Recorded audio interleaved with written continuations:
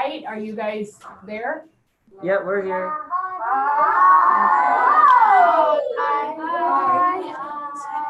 Guess what? It is the 5th day of our online DigCit Summit, and we are live in Iowa.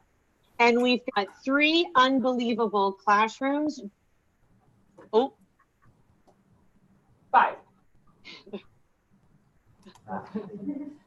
So we, oh, oops.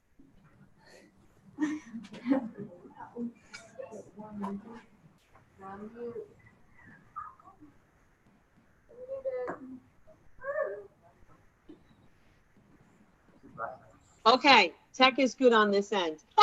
We are live. And I'm going to let you all take it away.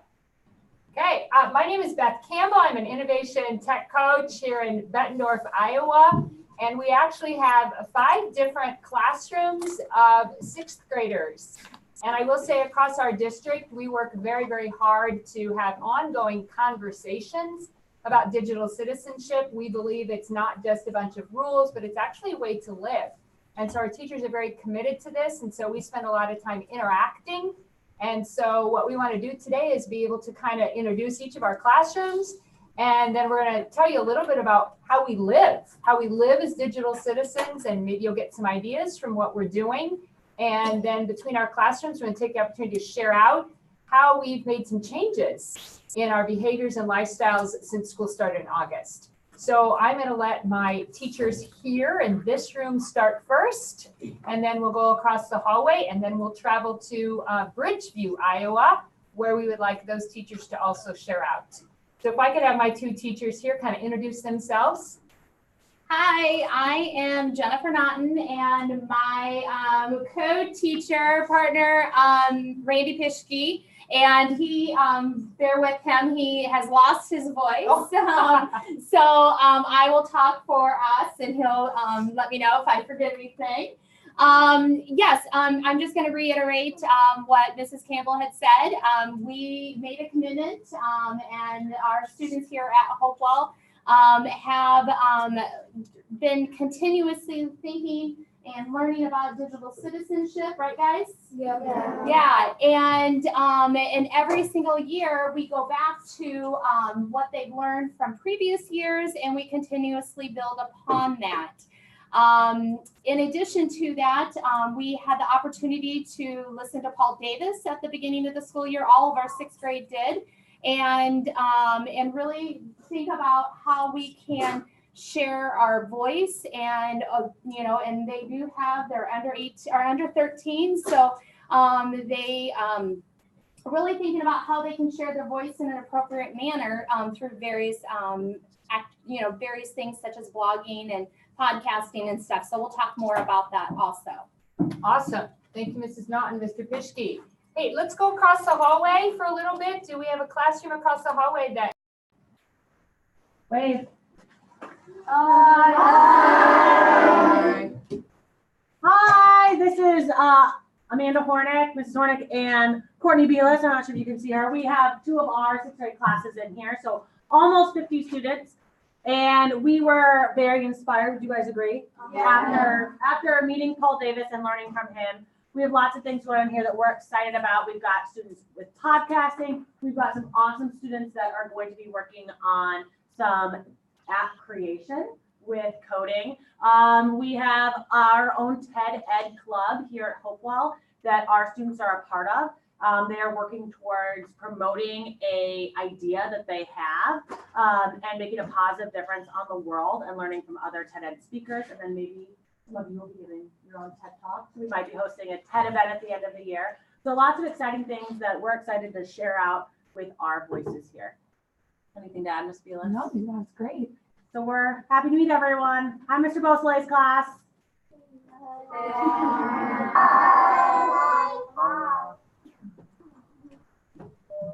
I gotta stand up here, I guess. Hey, Hopewell. Oh, it's really big. We're here from Bridgeview. We are Mr. Seymour's class and Mr. Beausoleil's class, so 50 of us here at Bridgeview out in LeClaire. And we're kind of doing a lot of the same things, podcasting, blogging, book talks, doing reflections on Seesaw, like kind of journal updates for video evidence of how we're doing and reflecting on our digital citizenship goals to kind of keep those relevant and just track our progress throughout the year. We're using Seesaw to be able to do that, and starting to post some Flipgrid book talks so we can kind of connect with you guys over at Hopewell too to kind of promote reading. I'm gonna let these guys do most of the talking today, but we're excited to hear some of your ideas specific to podcasting, what kind of topics you're going to be talking about as we're starting that up soon. We have a couple ideas of topics we're going to be talking about as well, but it's always cool to hear other ideas and be inspired by those ideas to craft some of our own from those. So thanks, Hopewell. Looking forward to hearing what you guys have to share with us, and we're going to share with you as well. Fantastic. I'm just going to jump in right now and say that even though on this webinar we have the 3 classrooms, you are also presenting to a global audience. I know that we have 37 countries around the world that, whether they're able to join us live, they've registered and will have access to this video after the fact. And at the last time we checked, we had 43 states also. So this is really exciting that the learning that's happening in your classroom is going to inspire other classrooms beyond your school community. So I'll go back to mute and looking forward to learning with you. So on that note, I think the power here is that we have these different classrooms, even though we're all in the same district, but we're learning and growing from each other on how to have that very positive digital footprint, how to practice some things that will carry on into their adult life. Their blogs that they're starting right now, we tell our boys and girls the blogs that you're starting right now, those might carry with you through junior high and high school. You go to interview for a job and you're able to tell the person when you're interviewing, oh my gosh, I've had a blog since I was in 6th grade. What a powerful way to create a positive digital footprint. And I think you heard like podcasting, TED Ed clubs. So really the common denominator for all of that is we want our boys and girls to experience how to make the world really a better place, and alongside that, share their voice. So what I think I'd like to do right now is to go back and forth between the 3 classrooms. I know, Mr. Bosley, you have some students there already ready to talk, but on those 3 topics of collaboration and Seesaw and Flipgrid and podcasting and TED Talks, what I'd love for you to do is just share maybe what you're doing, why you think this matters, topics that you think are important to share out to a greater global audience. And we would love to hear your ideas and insights, why this matters.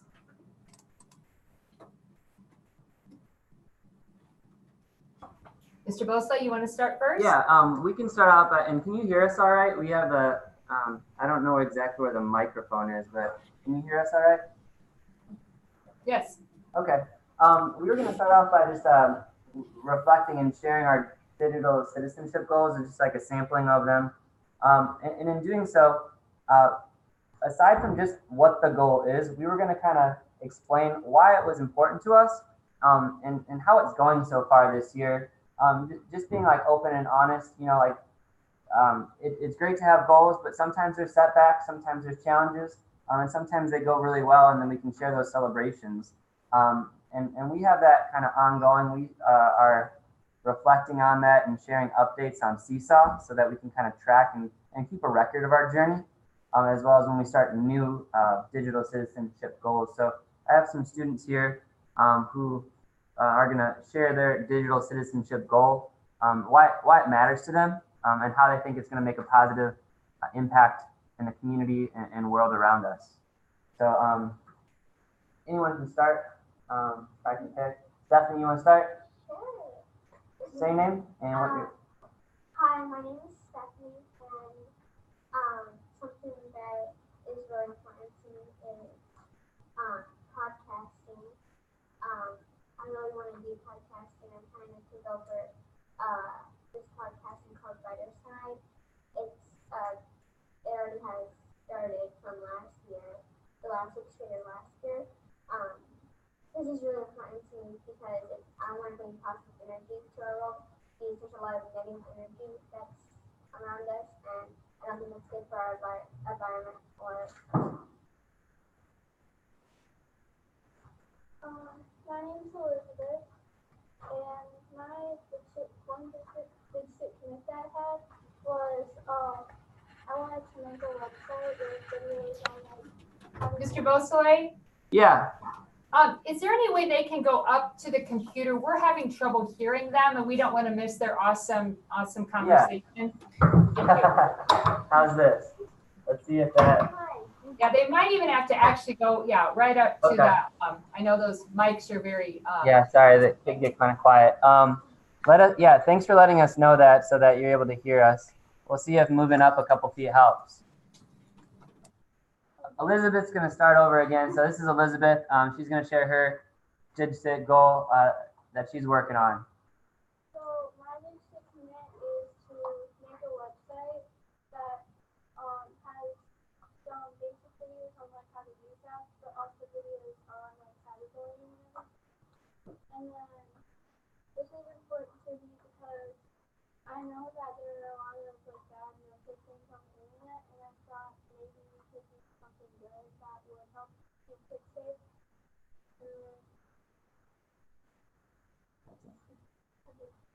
My name's Maya, and I'm working with Elizabeth, Ava, and Whitney on a website called Tech Tips for Kids, which is based for kids in like around 4th and 5th grade, and to help with tech tips and like how to use apps and how to be safe on the internet. And we think this is important because a lot of kids aren't being safe on the internet, they're being bullied, and it's really not fair to those kids. Thank you, Matt.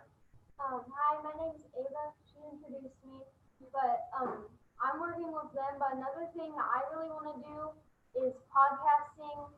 I want to maybe like make something where other people can feel like safe and like connected to, like if me and Maya, and I think Whitney's idea was to make something about like we really like these certain movies, so we're gonna make a podcast about that, and we're just gonna let people know that they can be like comfortable and safe, like sharing out like what they like and what they like to do, and they don't have to be alone liking whatever they want. They don't have to be ashamed of that. Brady, what is your digital citizenship goal you're working on? Really just tech tips, like say someone needs help on Google Docs, like color coding folders, cleaning up their drive or something like that. I'm working on a tech tips podcast. All right, and so Brady's going to be kind of the he's going to advertise that he's the person to go to if you need help, and he's going to really make sure that he is putting a lot of time and energy into helping others to make sure that they're understanding of how to use tech appropriately and how to use it safely. My kind of Brady is I want to make like a podcast or website telling people like how to use things, how to be safe on the internet, and like maybe settings on restrictions, stuff like that. People safe.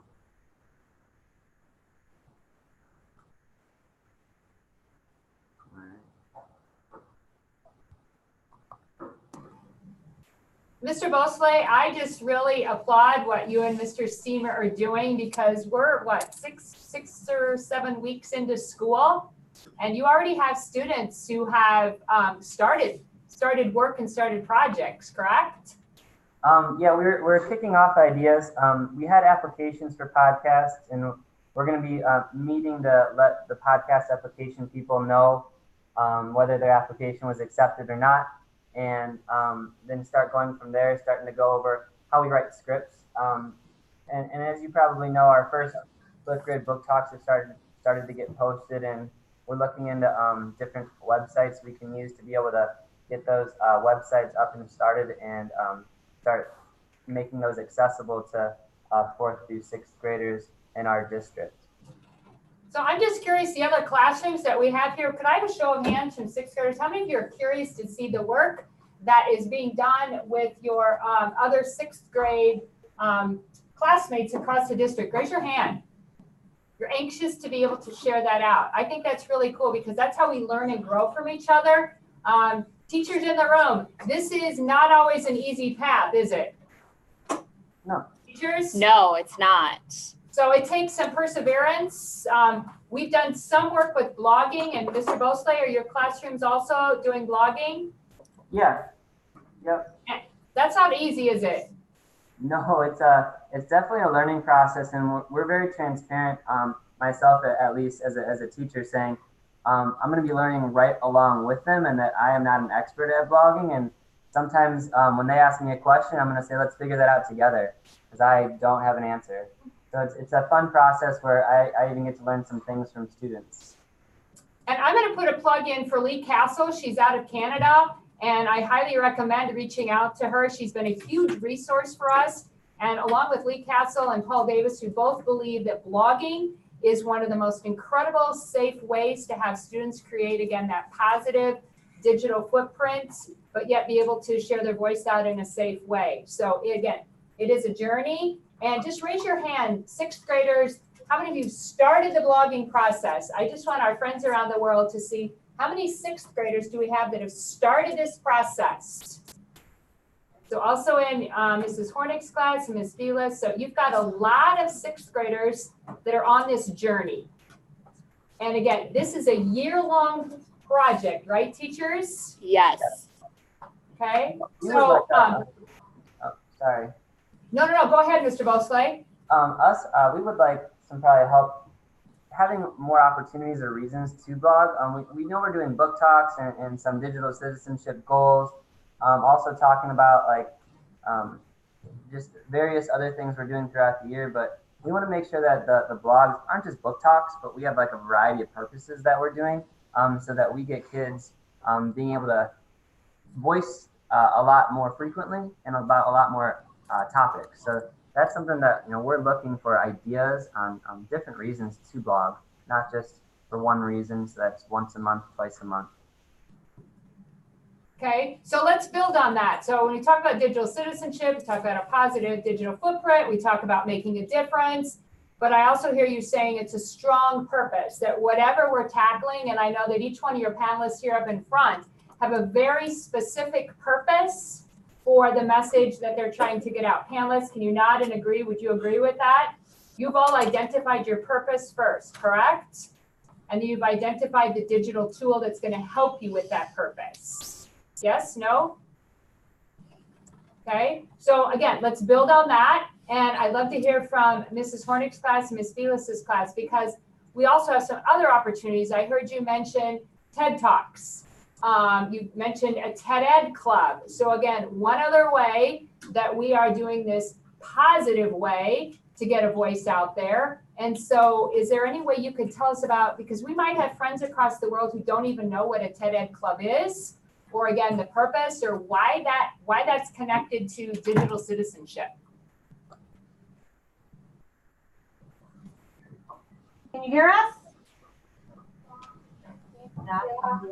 Yeah, we can hear you. Okay, perfect. We have 3 students that are going to kind of talk about our journey so far, which is working with TED.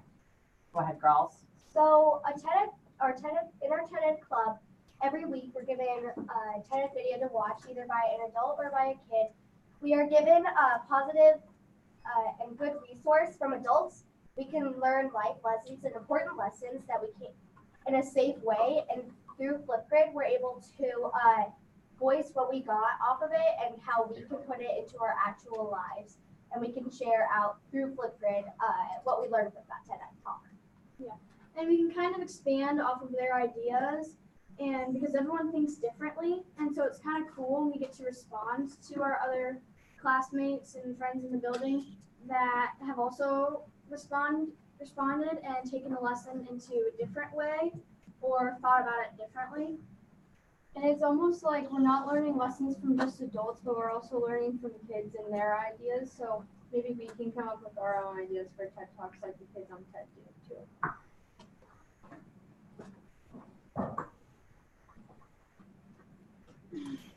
So Mrs. Hornick or Ms. Vilas, you've been doing TED Clubs for a while, and would you say that you've had the opportunity to connect then with literally classrooms across the globe in this experience? Yes, we are one of the first 1,000 TED Clubs, the first year that they started, and our original TED Ed Club members are now juniors in high school, which is a pretty cool alumni network that we have. But we actually have several Connect calls that we get to participate in each year. Our first one is actually next week, and you not only get to sign up for times and connect with students from all over the world, but you get to learn from those students. So we've talked to students from India, Pakistan, China, the UK, France, several countries in South America, Mexico, and then a wide variety of students from across the United States. So again, it's just that different lens. We get to hear what process they are with their TED Ed ideas, obstacles they faced, how they've overcome those challenges, and it's really that community of learners. Ms. Hornick, could you give us a couple of examples of some TED Ed talks that your previous alumni students have done in the past? Our talks all focus around how we kind of go with the theme of how we promote a culture of readers within our school and our leadership within that. But our students would love to share some of their favorite TED Ed talks that they have listened to this year through the TED organization that might be good for your class, Mr. Buncee. Is that okay? Yeah. Okay, who's got a favorite TED talk that they've listened to this year that they want to share out? Avalon. Okay, so Nice and loud. You gotta be loud and stand up. my favorite TED Talk was Alex Honnold's rock climbing because it really impacted me because I already rock climb, and it made me believe that I could do something more than just a rock climber and inspire others. How many of you were that you really like that one? Okay, there you go. Any other ones of your favorites? Any other favorites in here? LEZ? I really liked a TED Talk called Math Magician. I thought it was really cool to see how a guy could do all these crazy math just because of using this math algorithm where he had certain words and he incorporated them with his math. Okay, let's take one more. What's another one that you guys have listened to this year that's one of your favorites? Mal, stand up in the front so they can hear you. Nice and loud, Mal. Wave. They know it's you. I really liked Drew Dudley's because it was nice to be aware that you can make an impact in anyone's lives, and that many people can be impacted by what you do, and even if you don't know it. So, Mr. Mosley, we are happy to share that classroom with you if you want to ever listen to any of those TED Talks too. And how's your brainstorming going so far this year? We have brainstormed lots of problems. Students identified problems that they've connected with, and we're just starting to launch. We do a whole statistical unit where they've got to prove that that's a problem. So the beginning phases, wouldn't you guys agree? Yeah. Yes. So I'm just going to piggyback. Everything you guys have talked about with digital citizenship has real world impact because you're trying to connect it to your real life and you're trying to seriously make a difference and impact in where you are right now in the world. So I think that's what I love about your collective efforts together. Anything you want to add on that before we move on and talk about our 5 power words and our DigCit commit words?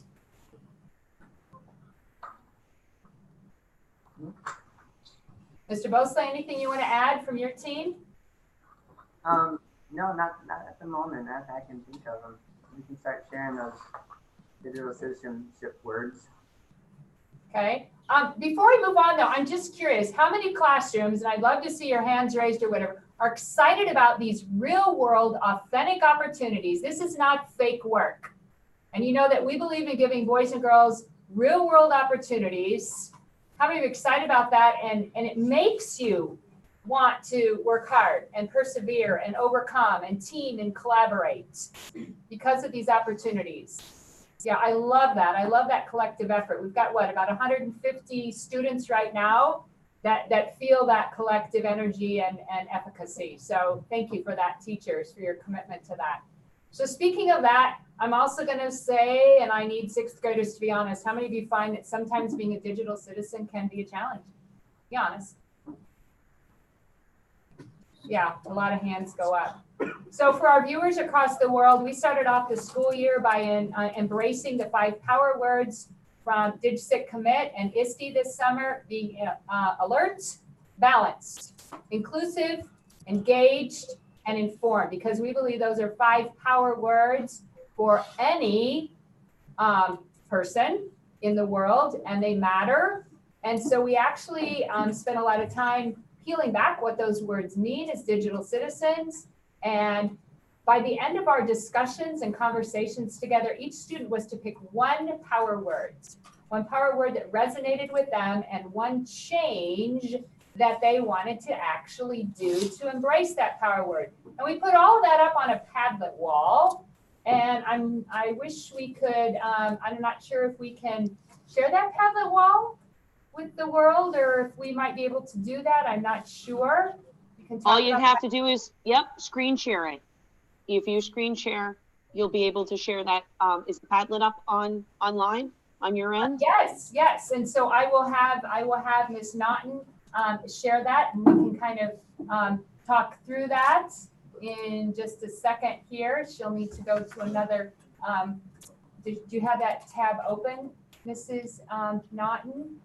Well, there we go. So I'm going to talk through this while this is on our live YouTube video going on. But if you notice across the top, I want to add balance into my life with online behaviors and habits. I want to be informed, make wise decisions. I want to make a difference. We scroll across. Inclusive, I want to stick up for others, be a positive witness and show respect for all, be a good human. I want to be alert because I know my actions have consequences and impact others.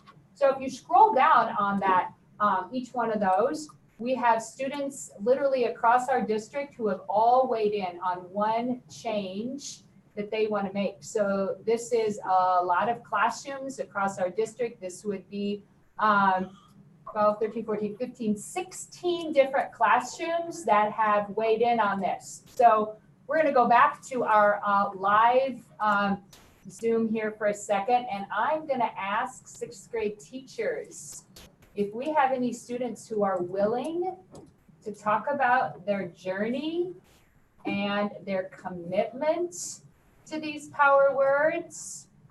Because just because I say I'm going to do something doesn't necessarily mean it happens. So do we have anybody in our 3 buildings that would want to share about their commitment?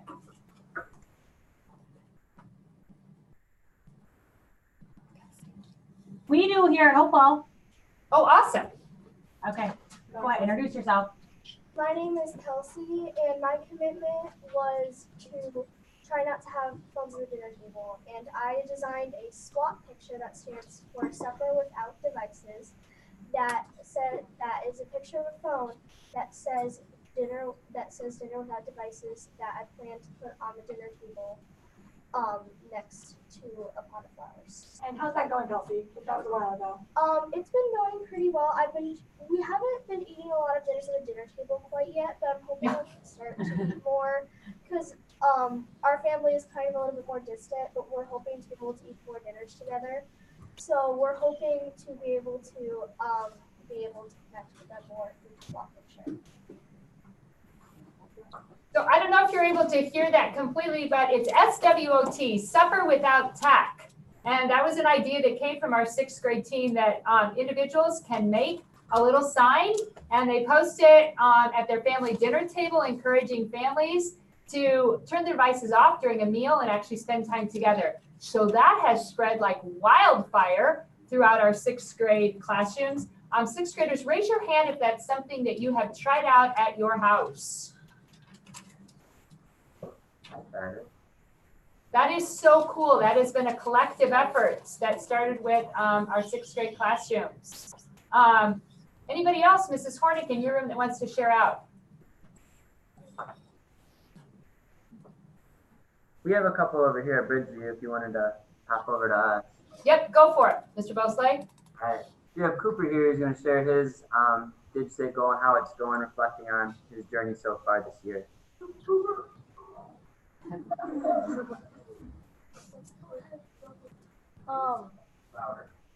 Hi, I am Cooper, and my goal was to make a website for young kids, for like 1st graders or under, and I really like my goal because I have a sibling that is about to be in kindergarten, and I know he's not the safest on tech, so I want to help young kids with tech. So, have been working on it, and I've planned it out on a paper at home. I just need to create it. Cool. So it looks like you've done a lot of thinking, and then we need to go to the next stage of actually creating it online. Thanks, Cooper. Yeah, Mr. Buncee, that's so awesome because it's not just an idea, it's an idea he's actually implementing. That's cool. And we have Maya who has one too. She has can reflect on her journey so far this year. Okay, Maya, why don't you come closer to the mic so we can hear you? So this year I was making my website, Tech Tips for Kids, with my friends, and we have 4 videos posted already, and we're working on another one. And we want to just make the world a better place by spreading awareness of cyberbullying while making it fun for little kids by how to use iMaking and Google Docs and stuff like that. And we've had some planning difficulties which I plan to work on in the future, like making sure we get our videos out on time, like every Saturday. So you're actually running your little website, Maya, like a business. I mean, you guys have, everybody has a job and a role and timelines, and you actually have people editing your work to make sure that what you put out there is really professional and well done. So I love how you guys have organized your work. And again, it's mid-October. That's so cool.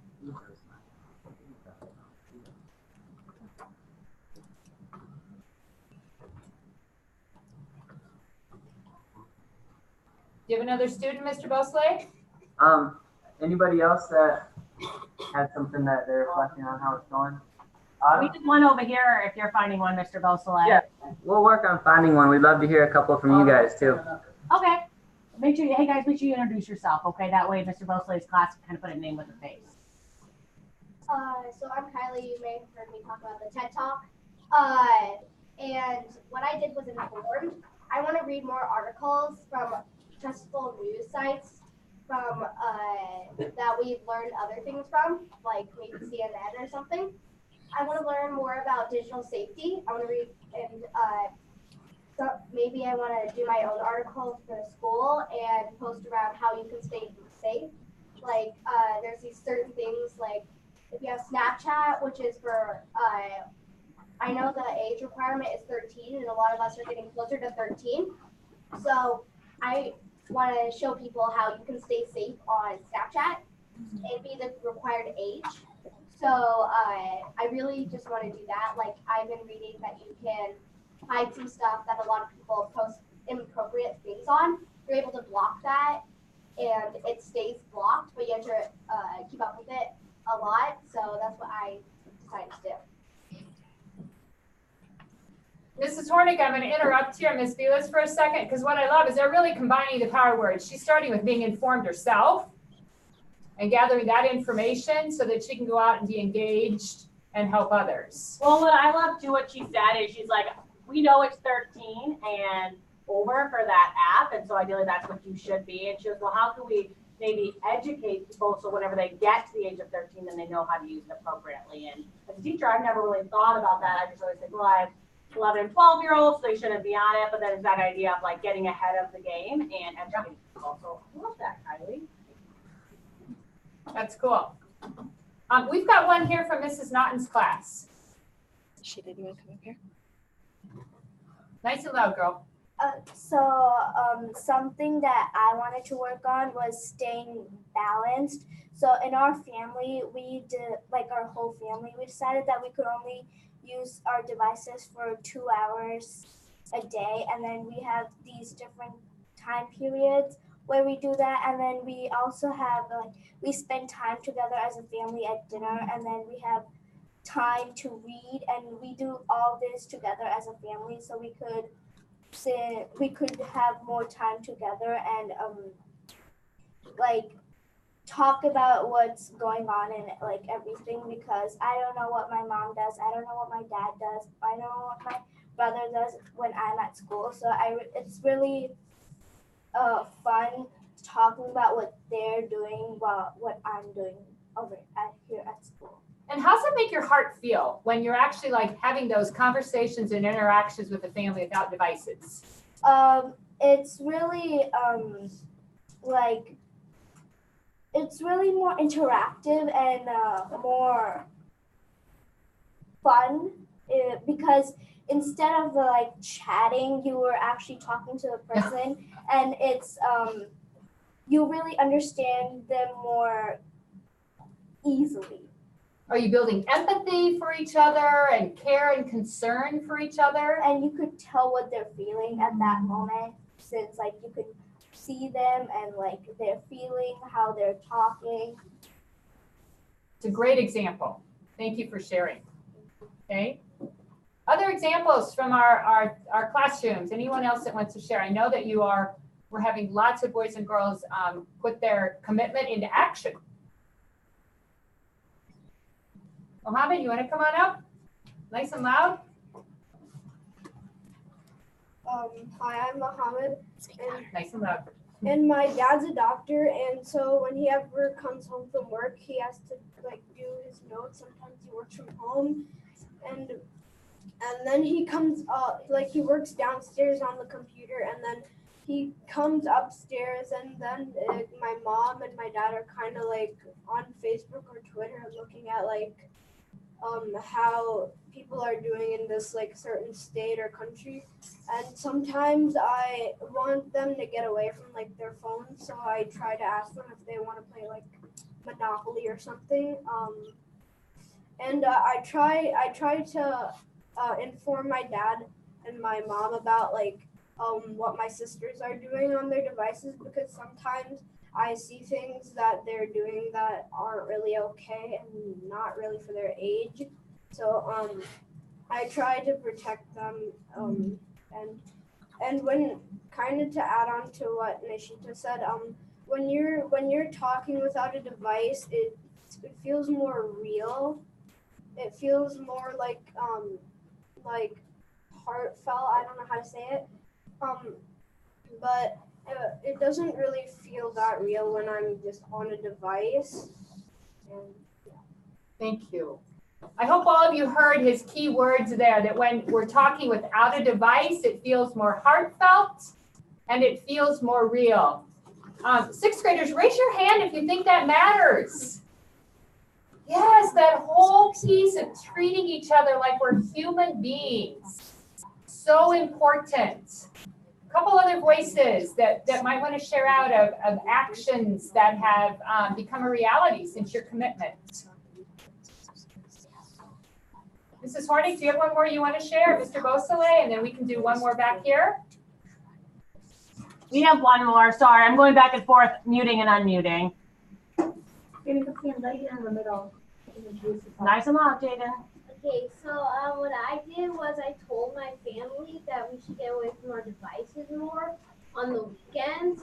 So every Friday we decided that we'll have a family game night with like board games or something, or we'd have a family movie night together. But on every weekend we go someplace together instead of being on our devices. And some weekends we just do like no video games, no TV, no anything. And then we just go and do something together in the outdoors instead of having to be just inside with our phones or iPads on. Sixth graders, good idea or bad idea? What are you thinking? Good idea. And I'm curious, what was the reaction from your family? Were they okay with that? What'd they think? My family, they said they'd be okay with that because my parents have been thinking about it too. But we've gone through a lot of iPads since I have brothers. And so we decided both of my brothers, they don't have iPads anymore because they broke too. And so then now we don't get them anymore because like they were on it too much anyways. And I have this thing called Screen Time on my iPad. It's something Apple installed a few updates ago. I have it so that on the weeks my parents have to enter this password for my iPad to be unlocked for me. And during school is the only time I can use it other than the weekends. That's cool. Thanks for sharing your great idea. Mr. Buncee, do you have another one to share? Yeah, we do. We have a student who's going to share their progress, a work in progress, and some ideas that they have, but they're still working on some things to figure out their goal and put all the pieces together. This is Autumn. Nice job.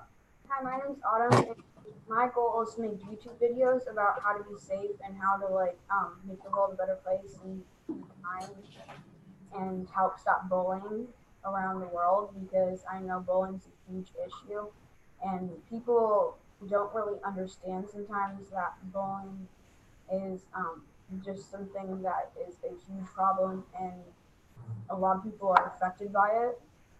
And I've overcome some issues myself too, and I think that I should do what I should be myself, and I should go around, and I am brainstorming topics on right now to figure out what I should do and what else I should say about on YouTube videos, and it's been challenging. But you haven't given up. How many of you guys would like to watch our videos? Lots of hands over here. Yeah, way to go, Autumn. That's so cool. So cool. We're very proud of you. Hey, Mrs. Naughton, you have one more? Maddie. Maddie, you want to come up nice and loud? Yeah. So I've been wanting to encourage families, because my family has a rule of no devices at the dinner table. So I've been wanting to encourage other families to do the same, because I know of many families actually who don't eat family dinners very often, and when they do, they're always on devices. So I want to figure out an efficient way to spread my idea so that not only can people start doing that, but other people can start spreading the idea too. 6th grade, good idea? Yeah. Awesome. So I think that kind of wraps up, unless there are some other questions for our group or anything else, Mr. Buncee or Mrs. Hornick, Ms. Vilas, Mr. Seamer, that your classes want to share out, or any other questions? Mrs. Campbell, we would like to over here just say how many of you would like to connect with Mr. Seamer and Mr. Buncee's class throughout the year, and maybe get feedback from them or give them feedback or bounce ideas off of them. So lots of people here. I hope that we can maybe connect throughout the year. So kind of a collaborative relationship throughout the school year to help one another learn. Yeah. Because again, these projects that you're talking about, these are not like a 1-week deal, right? No, not at all. No, hard. It's hard, and I appreciate your commitment to that. So, other thoughts, ideas, questions? I think a fun first challenge or connection will be picking our November book based on the October flip grids. That'll be exciting to see the books that we're going to be able to pick out. Hopefully, we can pick out some ones from Hopewell and give them shout outs and say, hey, I'm reading this book because of a student that gave a book talk at Hopewell. Thank you so much for recommending it to me. That's so cool. How many of you would find that so powerful to make that impact on other students in another building? Yeah. Yeah, I love how your connections are actually helping one another. So sometimes we don't even have to leave our own little corner of the world to be helpful. We don't have to travel across an ocean to make an impact. Sometimes our impact is in our own community. So anything else that you have questions about? Anything else? Anything else that you want to talk about or include or? I have to say, I've had my headset, I've been behind the scenes listening. I've actually been taking a few notes because so many of the messages have really resonated. And the last message you just made about that sometimes that impact, starts within our own community. That is it. That is the message. because once you make an impact in your own community, it has a ripple effect where you are inspiring others in your own community, in other classrooms within your own school community, as well as, like, I was just listening to, you know, was there interest in blogging together and having that authentic audience where you're going to have responses back and forth from each other. I would like to add another layer to that. Not only are you making that impact for your own community, but I would like to really invite all of the classrooms that have joined us this week to continue to support each other. So, you know, this was a very lofty idea to do all these classroom connections for 5 entire days during DigCit week. And we really, we did it as an opportunity to try to engage as many classrooms and time zones as possible, but not everyone was able to join in, like, for the live stream aspect of it. So now when we have a time to reflect, it would be wonderful to continue to connect those dots and make those connections in a really authentic and meaningful way, so that not only are you impacting your own community, but it's going outwards as well. So I can't thank these 3 classrooms enough. And I'd like to actually give a shout out back to EdukTech, because this Monday seems like it was probably a month ago when we were all at EdukTech's conference. And that was the, you know, when we kicked off our conference and DigCit week and our online summit. And we had the best intentions of meeting with your team and doing a special spotlight interview. But the second our online event began, it was full speed ahead. The wheels have been spinning, and I'm really looking forward to an opportunity to reflect with everyone that has participated after the fact, because we had hoped that this was the start of a conversation, but actually this was not just the start of a conversation. All of the classrooms are already in action. And that's what this is about. When you make a commitment to digital citizenship, it's not just talking about it. And I am so inspired what your school community is doing. And I know that that is felt across the world.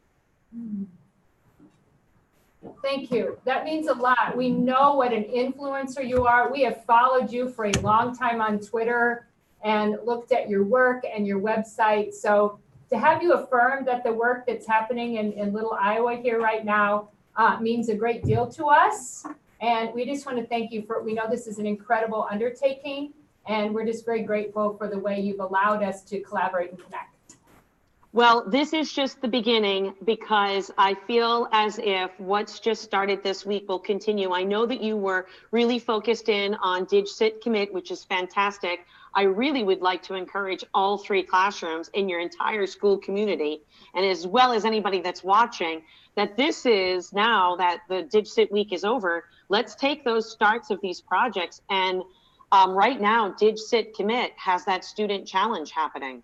So let's, the deadline is, if you go to digcitcommit.org and there's a tab for the challenge, the deadline is December 1st, and winners are going to be announced during the DigCit Commit Virtual Congress, which is February 11th and 12th.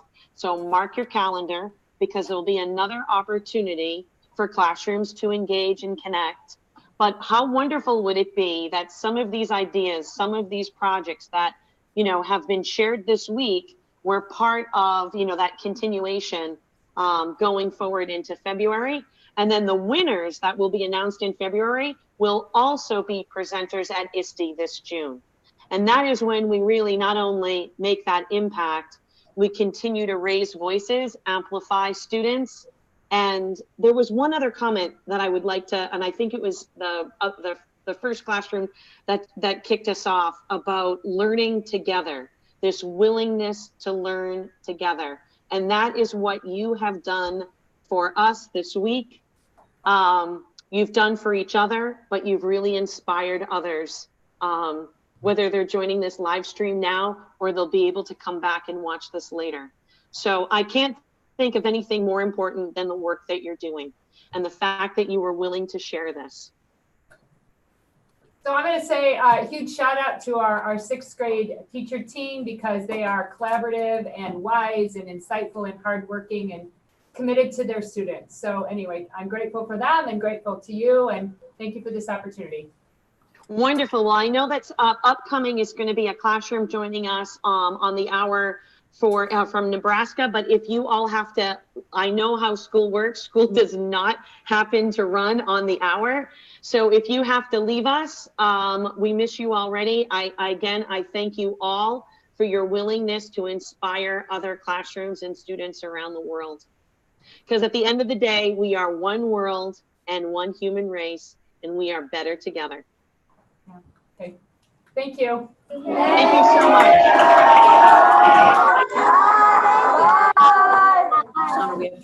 Oh, in fact, before we all hang up, I was going to say, I was going to get one last picture. Oh. While you're still here, will you just wave again and I'll get one last picture? Yes. Thank you. Wonderful. Bye. Terrific. Thank you.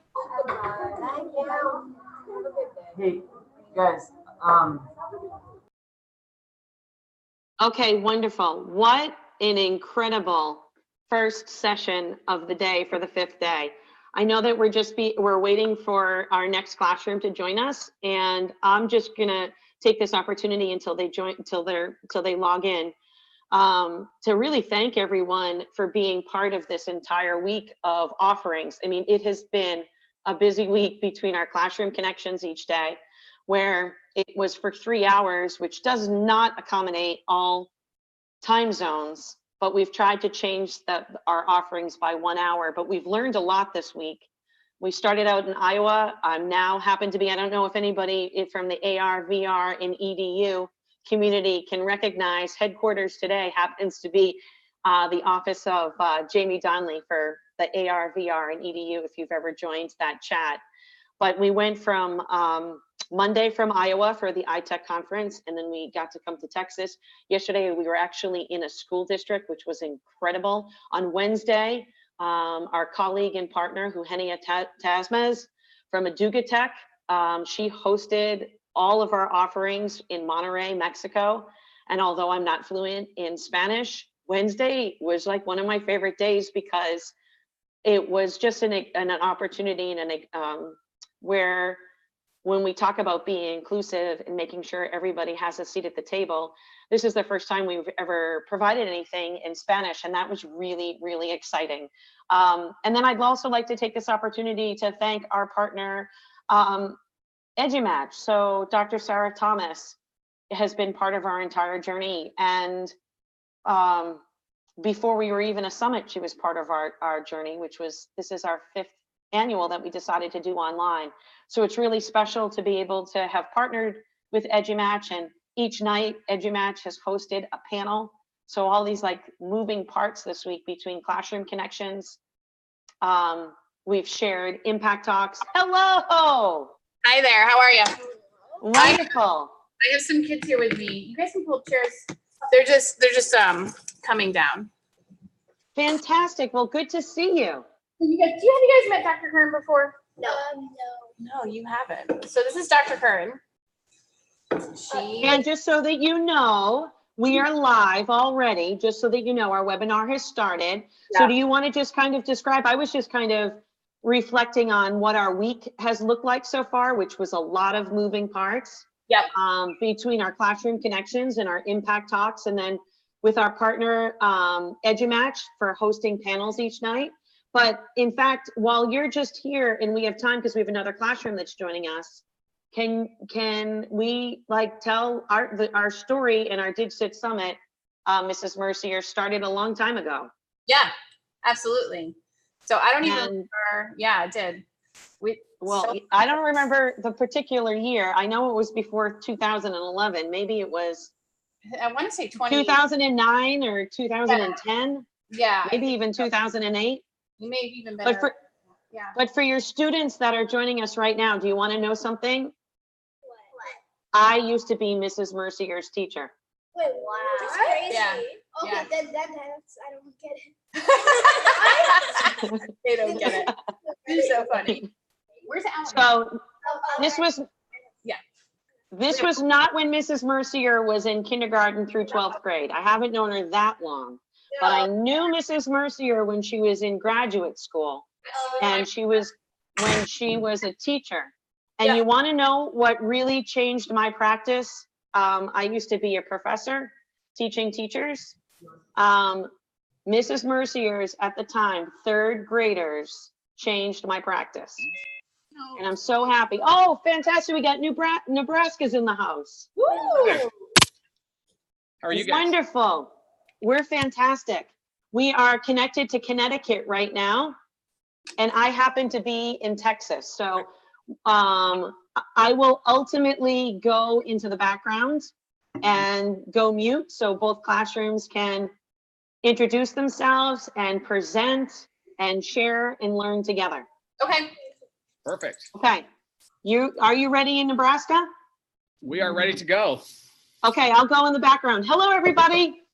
I'm gonna kind of move this up here so you can see us. Okay, I'll let you take it away. I'm in the background. You want me to go first? Sure, that sounds great. Okay. Okay, so I am Craig Badura. I am the integration specialist here at Aurora Public Schools. We're a K-12 school district. We have about 1,200 kids in grades K-12. So I'm sitting here today with our social media managers. They are all juniors? All sophomores, getting a year ahead here. So this group of kids right here is in charge. They do a great job of using what we know as Class Intercom. Anybody can use Class Intercom. There is a small fee for that, but it's been an amazing thing for this group of kids here because they are running our school's Twitter and our school's Instagram accounts and sharing lots of awesome things that are happening around our school district. So I'm just going to go ahead and have each of the students go around and introduce themselves and kind of tell what they're in charge of with our in regards to social media. I'm Noah. I'm in charge of like making graphics that we will post like on Twitter. Mainly the graphics are like used for like sports and like other extracurricular activities. Wait, excuse me. Hold on a second. So most of the schools don't have Twitter, but do you have, Noah? Yeah, our school has a Twitter account and an Instagram and a Facebook account. And our principal actually runs our Facebook account, and we'll actually get to that. But for right now, these students take care of all of our school's Twitter and Instagram accounts. So maybe your teacher after this. Go ahead. So wait. So how old are you? How old are these kids? Because we're like only 8 and 9. There's some 5 or 6 or 1 or 2. No, Alan. So right now we're only 9 right now. Yeah. How old are All right, what grade are you guys in? 4th grade. So these guys are in 10th grade. What? No freaking way. Okay. I've been around. We only need 6 more years. So they're a lot older than you guys. So they get to do a lot of cool things in high school with our Twitter and Instagram accounts. I know, amazing, right? Okay. I'm loving, by the way, I'm loving the enthusiasm. Have you ever had such an enthusiastic audience? I love this. I'm going to go ahead and have maybe Tracy, maybe we mute on your end so that Nebraska can just present, and then we'll do the back and forth too. Yeah. Okay. Right now. I am mind blown right now. Okay, so I'm gonna have the rest of our students introduce themselves, and we'll talk to you a little bit more about it. Okay, I'm Ellie. I run Face Showdown, where we take 2 teachers and they face off on the game Face Showdown. And you have like whipped cream, and they hit the buttons, and then they get pied in the face, and we do that. And we do that how often? We do that every Friday, and record on Mondays. Okay. All right, and we got it right over here. So we'll take 2 teachers every week, and they do Face Showdown. And again, if your teacher maybe later would pull up our Aurora Huskies account, they would. You can see the Face Showdown that we did this morning, and we do it every Friday. And we take 2 teachers, and they get to square off in that. I'm gonna have Kaylee go next. Hi, I'm Kaylee, and I help with Face Showdown too. And I also make a lot of the graphics for sports and activities, so they know what's going on.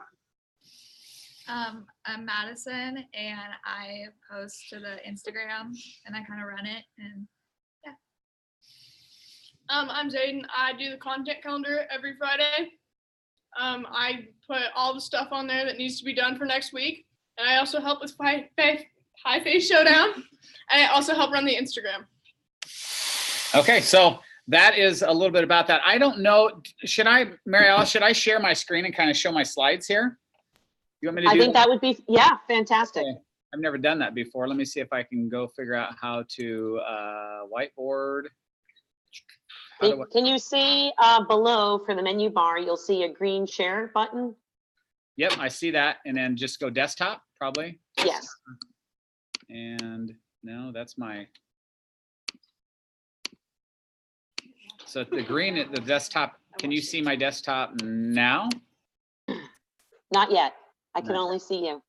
Okay. Oh, okay. There we go. I got to tap Yep, share. you're, okay. Guess what? You're on. Yep, perfect. So I'm just going to talk a little bit about what we used to do. So we used to actually take our Twitter account, and I would find kids like these guys, and I would send an email out to our high school students, and I would ask them who would be interested in using our Twitter account or our Instagram account and just sharing for the day. So I'd have to go hunt these kids down.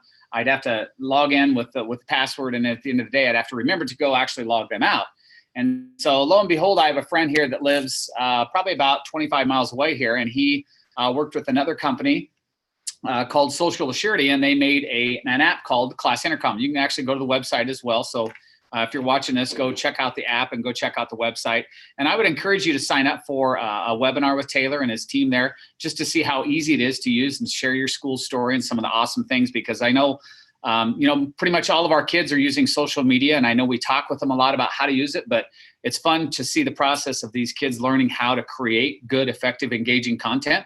And it's, I think, even more powerful when they can do it through our school's platform instead of just theirs. And so I'm going to share a couple of ideas here, and I'm actually going to talk, I'm going to let the kids, as I transition through this, I'm just going to kind of show you some of the graphics, and then maybe you guys can talk out loud.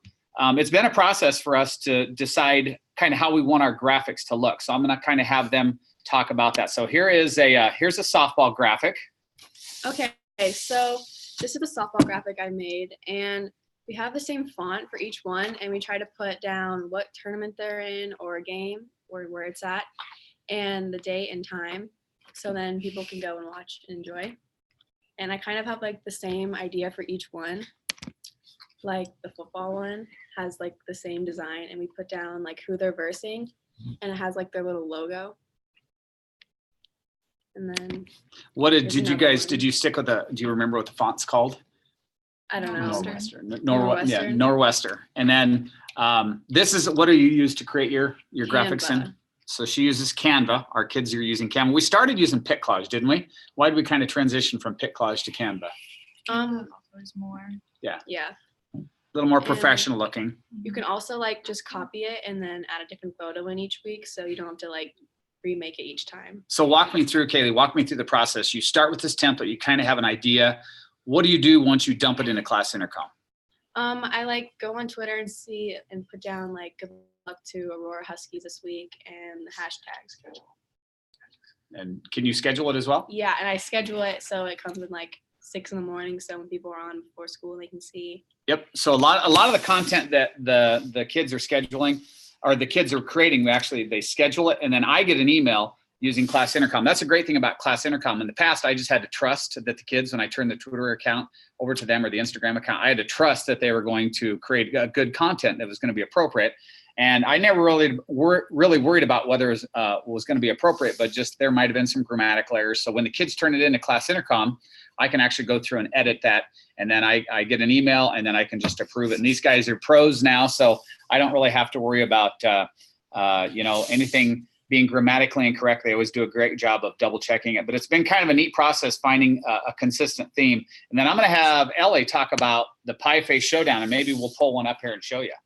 Okay, so for Pie Face Showdown, we take the 2 teachers and then we record them playing the game. And then on Thursdays, we put a poll of the teachers and say, who do you think is going to win, so that the students at our school engage with us. And yeah.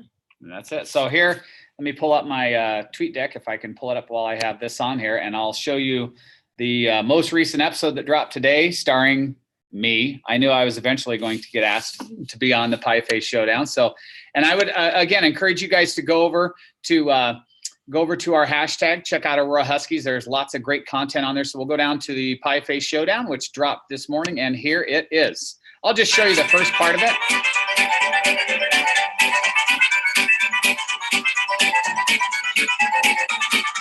I'm using right hand on both sides. Okay. Load it up. Ooh. Had to stretch out. Oh yeah. I'm not, I'm not hydrated very. Yeah, your hair's fine. If I know it's coming my way, can I just open the mouth? Yes. Yes. Sweet.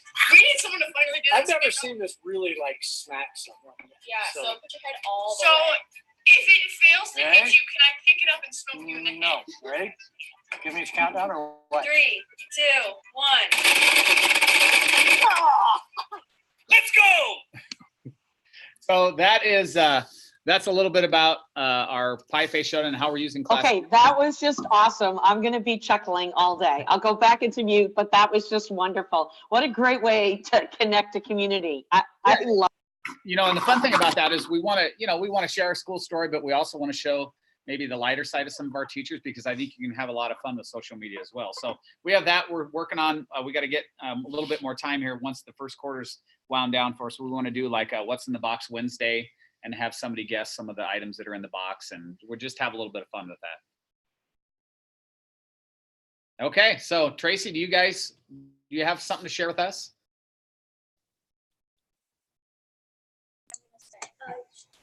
So these guys are blown away. And I also have Mr. Carruthers here. He's our family engagement person. And when you started sharing about class intercom, I was like, you got to see this. And so we're back there hatching a plan. There you go. It's plan. well worth it. I would highly encourage just to contact Taylor, and he'll walk you through a webinar. He does an amazing job, and they're an awesome team to work with. They're really small here in Nebraska, and can't say enough good things about it. It's very easy to teach your kids how to use it. Awesome. Okay, before I just have a quick question about that. Is that just, would you say class intercom could be from elementary on? Is that? Oh, easily. Yeah. Okay. Yeah. Eventually Perfect. next year, I'd like to start using it with some of our 4th and 5th graders. Nice. Because the other thing we were talking about is also that I've been interested in is having a student help desk and how we could have them be more involved in providing in-class support for using technology. Yeah. So what we have to share with you today is Classcraft, and I have 4 very enthusiastic 4th graders who gave up their recess to come share with you about Classcraft. I'm going to share my screen with you. So what do I just click share screen? Yeah, share screen, and then I think you have to, it'll be highlighted green, and then down in the bottom right hand corner is there a share button, and then it should switch. Okay. Did you double click? I think I got it. All right. So I'm going to go into Classcraft as soon as I find it. So who wants to start first, just talking a little bit about it? I'm so excited. So go ahead, Keshev, go ahead. And then Ellen, and then Karen, go ahead while I pull it up. So Classcraft is basically a game. It's like it's kind of like a video game. And what you do is your teacher or whoever is your instructor is gonna assign you a task and a quest, and you have to finish it, but you have to do things in order to be able to finish it. So like the most recent one we did, where we had to like take pictures of things, we had to show our teachers things. Like you have to show like our thing was about books, so we had to show them book. Take pictures of books. Yeah, take pictures of books. And there's a game master is Mr. who he's like the instructor. Yeah, instructor that get to unlock if you're respectful to her, she'll give us any points, GP, because you're gonna the more you go, the better you're gonna get stronger into defeat the trolls. Because you gotta do everything, but don't do it too fast because it's gonna do. Then Miss Mercer, what? He's like, he's good. Right, don't fly through the quest, right? Yeah, because she's not gonna give you any points if you fly through because you usually have to just take your time so that you can read it. You can take pictures. In your school, do you have Chromebooks? Because in our school we do because we can do because Miss Mercer has media. Do you have media as well? Because one of your teachers can Mr. Craig right there. Yeah, Mr. Craig. Yeah, Mr. Craig. Yeah, Craig. Mr. Badura. Yes, that's fine. Mr. Craig's fine too. Yeah, and he can be your instructor too. Also, whenever you pause, okay? So Kieran can share. Yep. Classcraft it's fun, but it's also like you're getting to learn about something. So can you talk about what we have up on the screen for a little bit? Because So Alan and Chef gave a good overview of what we do. Yep. yeah, so basically we each have what are they? Your avatar? Yeah, avatars. Yeah. Go into avatars, and we have to. It's about one thing, and This is called a what? Quest. Yep. Yep. And we're trying to finish. We're trying to learn about these things more, so it can help us throughout the year. And when we learn more about it, we get to different quests, and we get to unlock different things that, like clothing, and pets. Yeah. And yeah. So I think that's a little bit what Alwyn was saying, right? The more when you take your time, you earn points, and then the more points you have, Avery, what happens? And then Avery's turn. you can level up and change your avatar's clothing. You can get different pets. Let her finish, Alwyn, honey. If you have enough GP. So if I go home into the home, right? Yeah. And if I take a look at Mr. Martinez's class. Yep. So if I take a look at Alwyn's, this is his avatar, and this is you leveled up, so you were able to get the. But I need more GP. Yep. So. Yeah. So. Even though you don't have enough GP, you gotta like earn more. Yeah. Still, when you're at level 3. When you're at level 3, Alan, Read. Avery didn't finish that. Okay. All right. So when you change your avatar, you have to buy the things that you want to wear. You can buy the whole thing, or you can just buy part of it and keep the rest. So like if I look at yours, Avery. I'm training a new pet right now. So once like it's done training, you'll be able to have it. And there are different, when you level up, it tells you, and like it creates a screen that says level up on it. And then you can go to where you can change your avatar into Discord people. So let's talk about a little bit about the quests, which help us earn points so that we can level up, right? Yeah. Keisha, you want to share? Yeah. Yeah. So about the quest is they're big quests. There's a lot. Yeah. There are a lot, and you have little stops. You have those like little icons. Yeah. And when you press those, you have to do well here, not here, but now you have. It gives you a picture and it gives you something to read. Then you click onto the task. You must read it. You must read it. Then you have to click onto the task, and then it'll tell you what you have to do. And then not here, not on the screen, but Yeah, so what Keisha was trying to say is like my screen looks different than theirs because I'm the game master, so I get to see everything. But on like Keisha's screen, it won't say settings. What it'll say discussion or assignments, right? Okay, and also if you complete like everything, Miss Mercer, you're. Huh?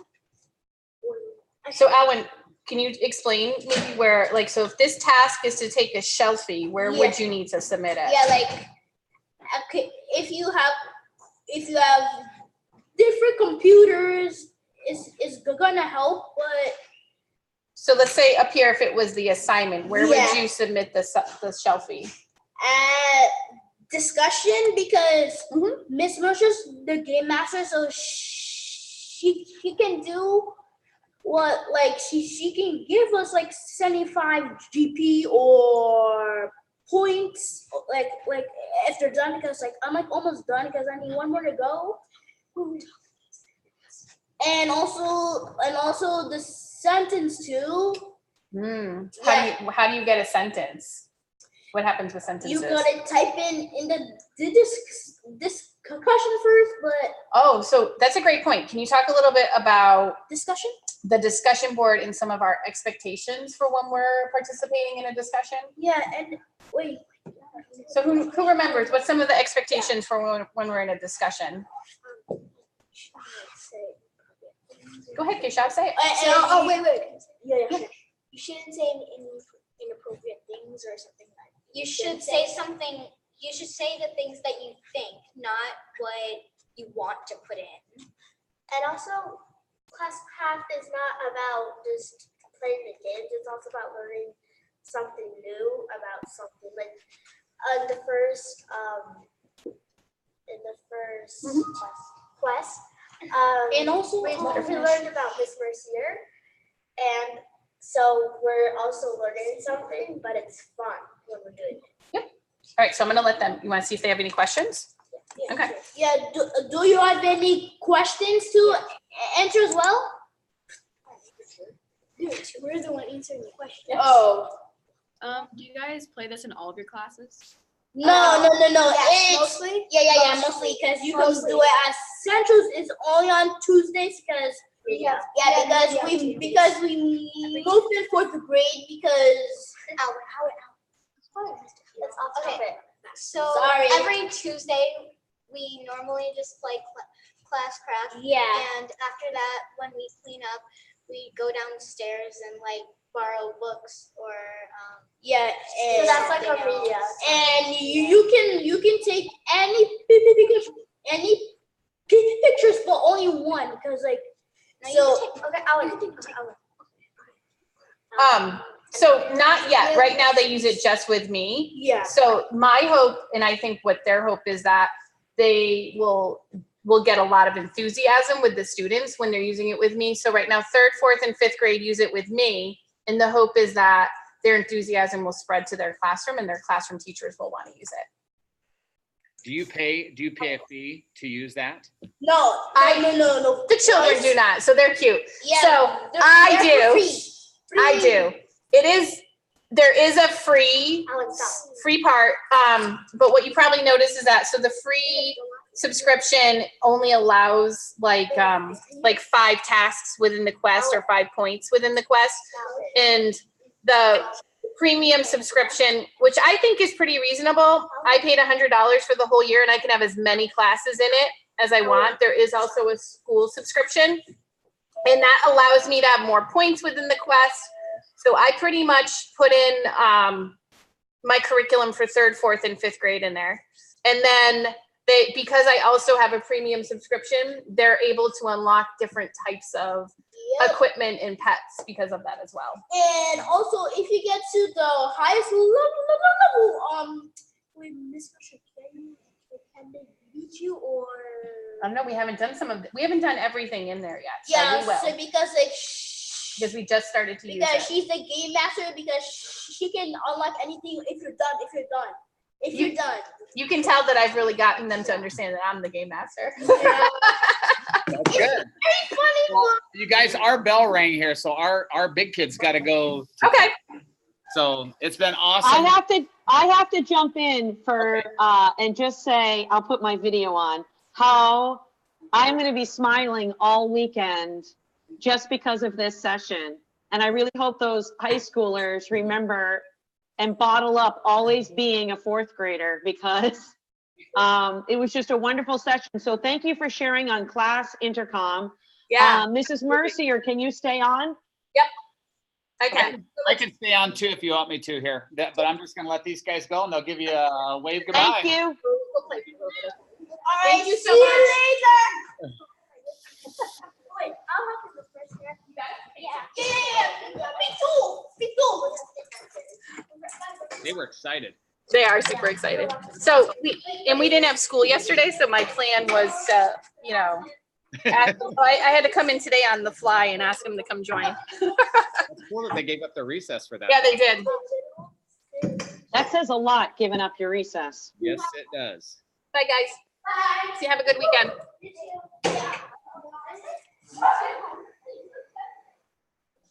Well, while it's the three of us, it would be fantastic to kind of have an opportunity to learn more about, like, if anybody that's watching us live. I mean, I can tell you, we have over 37 countries registered. Close to 200,000 students have been registered. I think we were up to, I can't even keep up. By the time like Wednesday happens, Monday and Tuesday on it. It's been hard, but I think we have 43 states joining us that have registered, which is fantastic.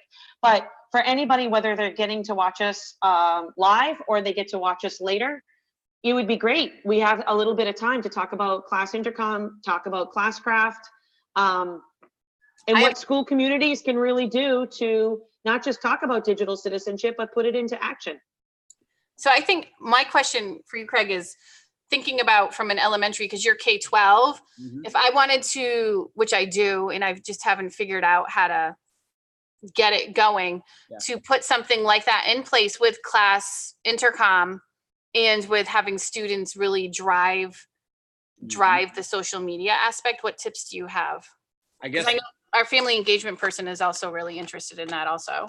You know, like I said, I'd get the webinar first, but then Okay. I would start with your 4th and 5th graders. Like I'd like to do it next year, is just kind of, you know, we talk about digital citizenship. We have Techie Tuesdays, and then I'll talk in the classrooms as well. But I would maybe start by looking at some examples.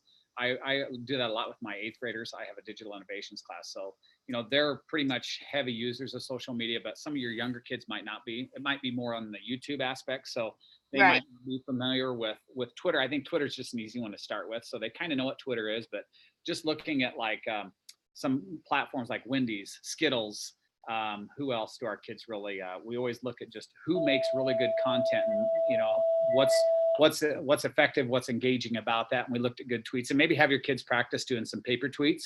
Okay. And display them on the wall outside the classroom. And then, you know, you'll find out some of your kids that are really good creators. I can think of a couple 4th and 5th graders right now that I have on my radar that when we make stuff and we're learning how to use Google Drawings right now, some kids make really good graphics. And so just take some of those kids, because you got some diamonds in the rough there, and then just sit with them. And the great thing about Class Intercom is you would have them use it on their device, sign them in, and then they simply have to choose. So if you said, we just want to use our school Twitter account, they have to choose that. They craft the tweet. If they want to add the content to it, like a graphic, like I showed you earlier, they just tap on the little, the image icon, and they upload their content, and then they submit it to you as the moderator. And then you have the option to approve it. You can edit it and then send it back to them. And so that's the cool piece there, is that you can say, yeah, you misspelled this and this graphic. Why don't you look at adding something here? And then it actually goes back to the kids. Now, the luxury of me that I have the kids here is we all meet from here for about the last 45 minutes of school day. So I can say, hey, Kaylee, you got an error on, you misspelled something in your graphics, so go change it. So I really don't use that piece of that. But then once it's ready to go, you just approve it. And then within 5 minutes, it's on your school's Twitter account. I love that. And I love the scheduling piece too, because I just think about with that piece, and because, you know, everybody, especially, I don't know if you know this, but younger kids want to be a YouTube star. And I don't think they understand the work that goes into developing a brand, maintaining the brand. And so all of that builds into that. And so even though it's not their personal brand, it would help them think about, well, how are we going to brand our school? What are some, like, and that's the key piece that your high school kids talked about, is, you know, having even just the font consistent and the look consistent. And it was interesting when we first started, because they were using PicCollage and it didn't look very good. And I said, guys, we got to do better. I said, we got 1,800 followers on our account. We got to make it. And so next week, we're actually working on a design template, which will have, it'll be our B50025 is our school red, and then white, and it'll all be laid out. And so if we get a new kid, one that transitions out seminar time, we can say, here's our design template. Here's the Northwestern font we use Canva. This is the way all of our graphics are going to have that conformity to them. So Nice. Okay. That's great. So class crafts. So tell me, I've always been interested. It's only $100. Okay. So so when they go to those, when they were on that scene on that quest, yeah, so little dots. So like say I'm a social studies teacher, what could I add into those? Could it be like, you have to watch a YouTube video and respond to this? Okay. So I was curious. I've even provided links to Kahoots for them to do at the, at the end or in between as a quick check-in or an assessment. And if I do it as an assessment, then they have to post their score for me or screenshot their score, whatever they did. The next one I have coming up, I'm embedding a Flipgrid into it, or linking to a Flipgrid so that they can respond in there. Same thing with like AnswerGuard and Padlet. So you can link to anything in there. You can embed YouTube content. It will link to their Google Drive so they can very easily upload. And so once they've completed one of those little mini quests, then they get point, or they earn the XP, or the student was talking about. So they gain points, and then they can go customize. That's where the catch is. The kids want to customize the avatar and the game-based piece. Okay. Yeah, they do. And they love leveling up. And some of them will be like, well, how come so-and-so has more points? I said, well, you get extra points for completing your work. You get extra points for completing it by a certain date. Okay. And you can also set it up. So there are some things, I will set it up so they can self-progress and I don't need to check it. There are other things where I have to check it before they can move on. Okay. And so what I end up doing is I walk around with an iPad and at the same time while I'm working with a small group who might just need that support. Right. And then I have an iPad with me because sometimes their check-in is come ask me a question so that I know, like I'll put in little things like that. For the younger kids, I think it's more important for things like that. What are they using for devices? The third, fourth, and fifth grades all have Chromebooks, so they come with their Chromebooks. Okay. But I use I just use a tablet to monitor. Okay. And there is an app, so they can also play within the app as well. If you had pretty devices. easy to set up quests. How long that quest that we saw earlier, the students, how long what did you have time-wise into that quest? It probably, I already had the videos created because I was using video before that. So if I had to create the videos as well, it probably would have taken me an hour. Okay. But because I had already had them created, it didn't take me that long. I work from a backward design, knowing what I want them to do at the end. Yep. Yeah. I'll give that a try. Yeah. I remember when it first came out, boy, and it was kind of expensive a while ago. I'm going to say 8 or 9 years ago. And now, that's very reasonable, $100 for a year. And then you can set up as many classes as you want. Okay. And so the next part I'm going to do is that the way that I'm going to set it up, I call them their quests. So but for me, it's really like my courses or my units. Hey, Michael. And so for me in my space, they're going to have to complete, like a circulation unit, and then they're going to have to complete like a couple of different quests around research. So how do we, like a research skill, a presentation skill, and then I think one more thing. And then once they do that, then I'll set up a separate class for anybody who's finished that, and then they'll have free choice. Like they can choose a coding quest or an engineering and design quest. They can go deeper into presentation and design if they want, but I really want them to be able to move at their own pace. Yeah. And so it's October. I only see them once a week, but I spend a lot of time teaching them how to move at their own pace, how to check their understanding, how to monitor their own comprehension of what they're learning within the quest, how to ask for help, who to ask for help, all of that stuff. Okay. So now when they complete a quest, you have so many XP points. So then do those carry over to your next quest and that just keeps getting, can you ever max out at a level or does that? No. I don't think so. Okay. I don't think Okay. so. All right. That's a great question. I do know that if I set up a separate class for them and then I put them in a new class, they get a whole new character and they start over. Oh, okay. I have a social studies teacher I might want to spin this by just to see if he'd like to. Oh, yeah. And what's nice is that if there are also pre-made quests, so you can go and type in and search for social studies and see what I comes didn't up. know that. What do you get with the if you don't pay for the subscription? Can you just have like one? What are the limits on that? I think you can still have unlimited classes. Okay. And I think what the limitation is the type of things that the kids can cash in their points for. Okay. I think the other limitation I know for sure are how many points you can have within a quest. I think it's 5. I'll have to check that out. All Yeah. right. Well, thanks for sharing. That's awesome. Yeah. I've always wanted to just spend, I need a good snow day. No just kidding. to jump in and kind of explore that. Cause that's one where I know I probably need to spend, 3 or 4 hours looking and exploring it before I show it to teachers. So. Yeah. And their Oh. tech support is awesome also. Okay. So yeah. I wanted to, I don't know, I'm like in reflection mode listening to the two of you. Do you realize that when the first DigCit chat, we started it, that Craig was joined our moderating team at the very, very beginning?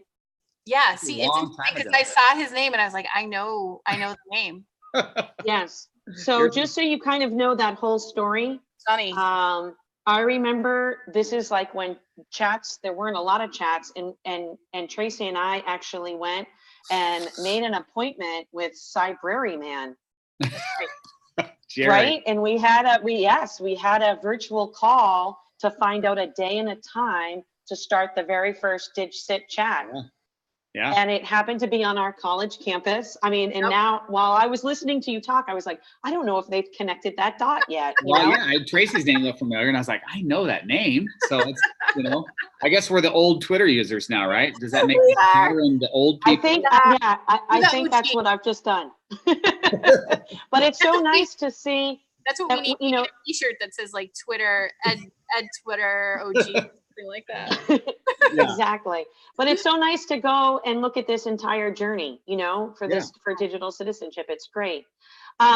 Tracy, will you just kind of share too about our DigCit Kids quest, because that's free. So, to kind of even get your kids going, Craig, or anybody that's watching us right now, we have put together a DigCit Kids quest for Classcraft. They happen to be one of our DigCit approved partners, and we're really proud of it because, we wanted to do a quest where a lot of times you hear all the awful things that kids are doing, right? Yeah. Those are the headline stories that we hear in the media. So our quest was really kind of highlighting and spotlighting amazing things. Like, I know the new DigCit commit is like, how do we help kids become not only stay safe, solve problems, but become a force for good? And so our quest is that students that never have heard those great stories, can be that great story. And I even feel like, Tracy, as we continue to build this out, how great would it be to even add like some of the classrooms that we're presenting this week, as some of the, activities, like to go and find and explore and learn. Right. So go ahead, show away. All right. So in Classcraft, and I'm staying logged in as my teacher account. And so if I go over here where it says Discover Lessons, I can actually search for, it should be up here though, I think. So I'm just going to double check. Nope, that's okay. I'm just going to type in DigCit. Oh, maybe not. DigCit Kids? Yeah. But I know it is one of, here it is. There it is. So it's DigCit Kids. And if I click import, it will bring it into my class and I can choose who to show it to. So just for now, I'm going to put it in here and I'm going to import it so you can see what it looks like. So it's amazing. One of the things that they did is the story that's in here is part of their new episodes that they have going on. And the way that we designed it is that the kids are going to progress through and they are going to take a look at a sustainable development goal. Well, first they're going to take a look at some different examples of kids who are using technology for good. They're going to analyze that, and through there, they're looking at the SDGs and thinking about a problem that's important to them and how they can make an impact through technology that will address the SDGs and allow them to make a digital citizenship commitment. And in the end, they end up getting a little badge that shows that they were a DigCit kid. Gotcha. Yeah, and so one of the things we're excited about is that there's a Flipgrid where they can share what they're doing. It also embeds digital citizenship while they're participating in it, because they're participating in discussions, they're participating in the video portion of the Flipgrid. They're also taking a look and analyzing different examples that other kids have done. So right now, this one is designed for kids in 7th grade and up. And the next one that we're going to design is going to be for elementary kids. Very good. Yeah, it's really, we're really excited about it, especially because of. And those are free, right? You just search This them. one's free. Yeah, and so if you see here, like this is what this is what makes it free and importable for anybody, regardless of what type of account they have. Okay. Awesome. Yeah, so it's a great place to start. And I would say even for social studies, because it gets them thinking about the global community. Yeah, yeah. Yeah, so Tracy, thanks for showing that, because another great way when anybody that's watching us wants to say, how do I get started? And even if you wanted, that free version of Classcraft, try it out, get your students involved, looking at solving some real problems, creating solutions. I mean, that's the way to go. Yes, it is. So I can't thank both of you enough. I know that we have, I see. I don't know. I know school never starts on the hour, so I don't know why we thought we could start sessions on the hour, but I know that our next session is going to be, will begin in about 20 minutes. Is there anything, I don't know, Michael, if you're already on, I know Nicole's there. Eugenia, I don't know if you can hear me, but Eugenia on Wednesday hosted our summit in Spanish from Monterrey, Mexico.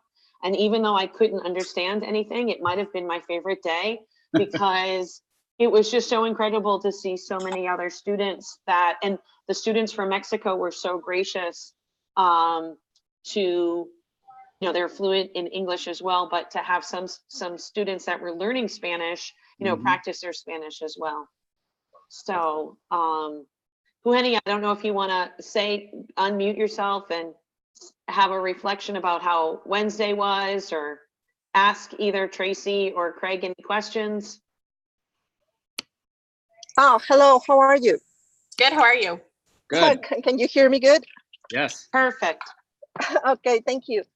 Thanks for your explanation. I think it's an awesome way to start kids on DigCit.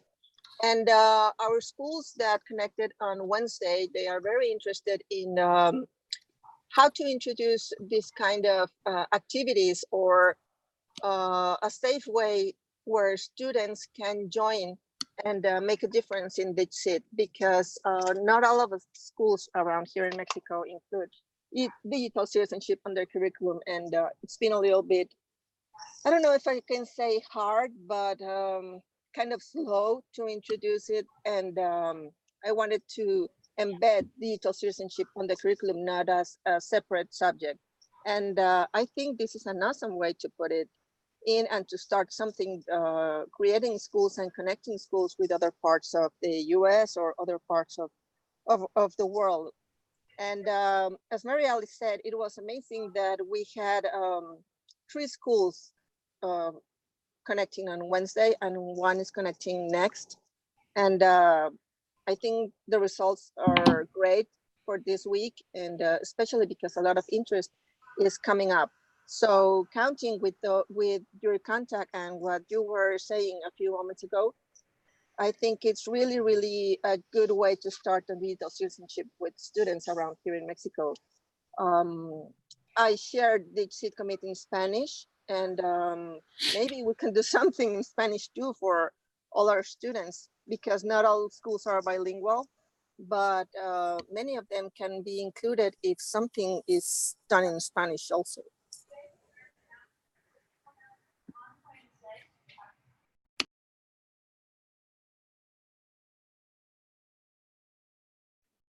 Oh, I was having trouble. I was talking and I was muted. But, you know, I just feel like we had those opportunities. There were so many great presentations throughout the week where there were an invitation to whether it was going to be the Buncee challenge, whether it was right there, that Classcraft that's free. I know that we've got that Flipgrid for the DigCit commit, and I'll put my video back on.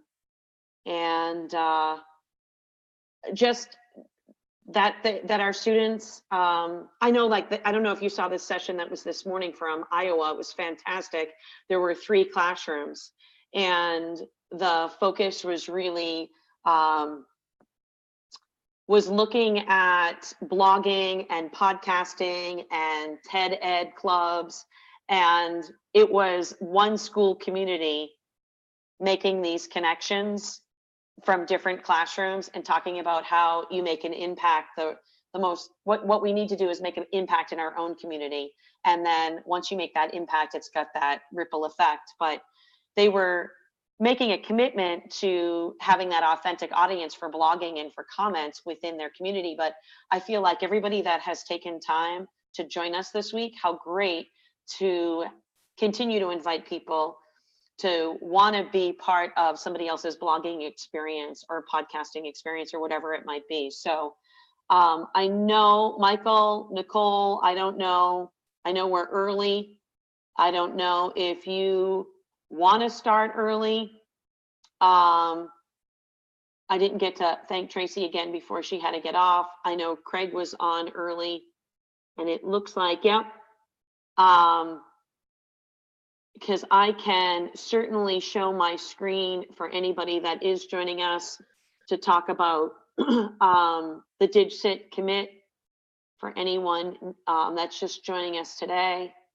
Let me set that up, and I will screen share so that everyone will know. Here we go. Pull this up.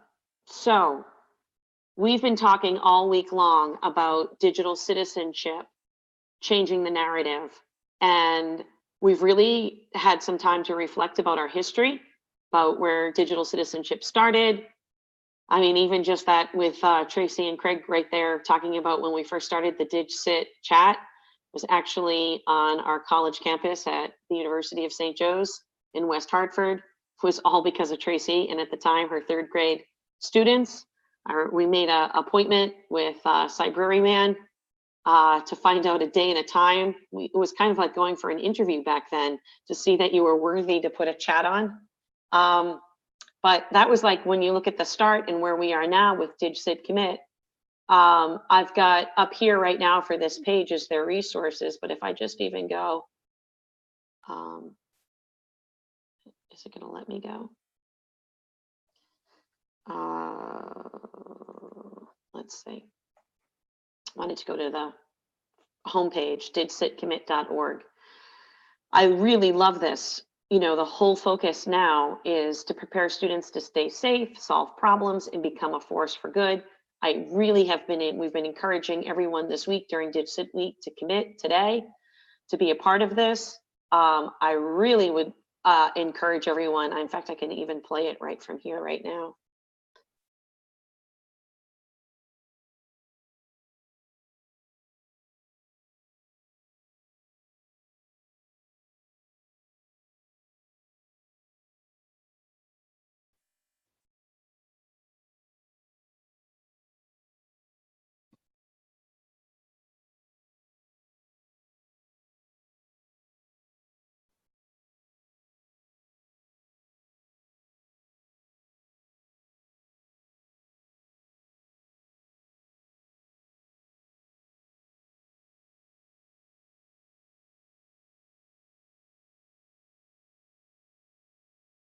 So I really love that the new focus that this is now going to be like the majority are going to be talking about digital citizenship, using how can I be inclusive, informed, engaged, balanced, and alert. And so many of our classroom connections we're talking about that this week. If you go to this DigCit Commit challenge, you know, how wonderful if we take what's happened for DigCit week, which I had thought maybe was going to be about talking about it, beginning that conversation, but so many of these classrooms are already have projects that have started. But the DigCit Commit challenge is happening right now, and the deadline is December 1st. So it would be, here are some ideas to get going, but so many projects have already started. So I'm really hoping that there are going to be some submissions of some of the classroom connections that we've seen this week, because look at this, each winner will receive a prize. You'll be able to present at ISTE's annual conference or Facebook's Youth Summit. There are going to be gift cards, access to digital citizenship tools, and more. So make sure, no matter what, you get to go to digcitcommit.org. Start using that hashtag too. We had a chat there was a chat last night. Definitely check out the challenge. There are wonderful resources when you think about, well, where do I begin? So for the anchor organizations and the coalition, the start of some wonderful resources. And then the event, this is where we want to make sure that you save the date for February 11th and 12th. There will be our virtual DigCit Commit Congress happening.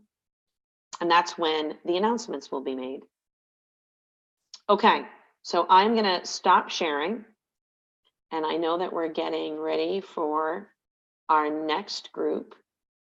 Oh, wonderful. So let's see if any of our classes, I just got a message on the chat, are ready to present. You can unmute yourself and show your camera. We are here from, oh, hold on. Got to mute my other volume. Sorry. All right. How's that? Can you hear me okay now? I can hear you great. And I heard we've got another edition, which is fantastic. The Latin American school is ready as well. So we will have a classroom from Mexico joining us for, this is going to be actually the last session of our entire week of Classroom Connections. So we have connections from Lakeshore Central in upstate New York. And we also have a classroom joining us from Mexico. All right, yeah, we have two devices here. Hoping, and I'm trying to make sure that we don't get the feedback because we're in the same space, but because I'm on my mobile right now, and we also have it projected to our big screen. We have the kids here at the Kind Kids Compliments and the Ed Corps set up in their stations and kind of give a glimpse as to how their business runs and to what how they got started, how maybe other classes can get started on a journey like this. We also maybe even plan for a little screen share so we can give you a tour of their website. We can share some of the things that they've been up to. They've created business cards. They have a social media channel. They had reached just this past week, these past 2 weeks, they've caught some local news press, which is fantastic. So they are here and ready. I know we said 1 o'clock, but I mean, I suppose we could jump on early if others are ready, or I don't know. You know what I want to make sure for Eugenio, if you can hear me, I know that there's that other classroom, but they're on mute. And I think I got the message that you're ready, but we'll just have to, in the background, get a video on and help unmute. So, hi everybody in Lakeshore. Hi kids, hi Kind Kids Compliment. You can say hi. I'm aiming from the phone here. What we'll do is we could switch it over. I'm going to switch it over to the main computer here for our original presentation. But then when I take you on the tour, we'll switch back to my phone. How about that? Okay, perfect. I'm also going to see how I can help Mexico.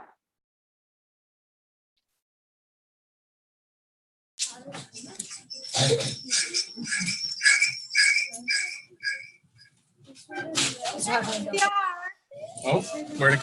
Sorry. Oh, guess what? Mexico is on. There we are. There we are, Lucy. Yes.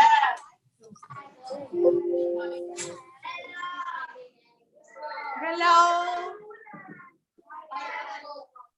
Hey, Ana Ceci. Hello. Hi, everybody.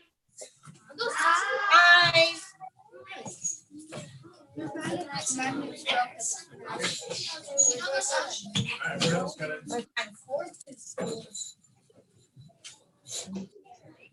I'm gonna leave this here.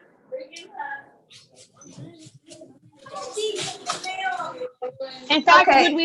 would we like to start with some introductions for the two classrooms? Sure. Okay, well, hi everyone. We are from Elementary School. We're all fifth graders. My name is Ana Ceci. We're all so excited to share with you everything we have been doing for digital citizenship program. And well, we're gonna just start telling you about what we have been doing on the past years. We have worked on the, I don't know if you have seen or have worked on the digital citizenship passport.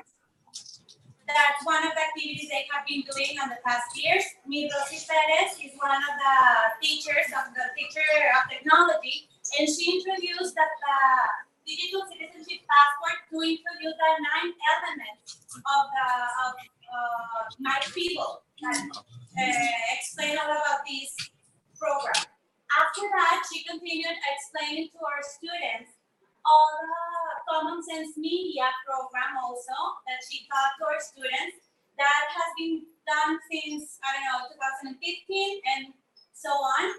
And now, last year and this year, we are trying to make, well, we have started making these presentations that fifth grade students have done presentations to inform all of the school about digital citizenship commitments and the program and everything.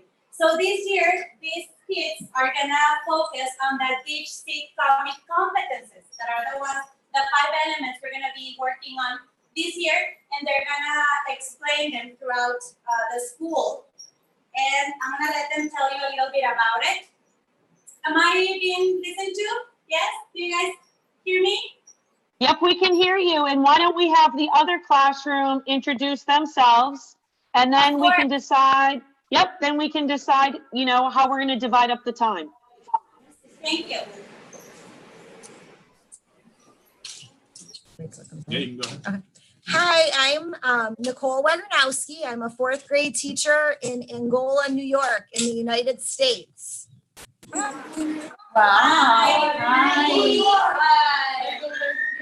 And today we're going to present our class business, Kind Kids Compliments.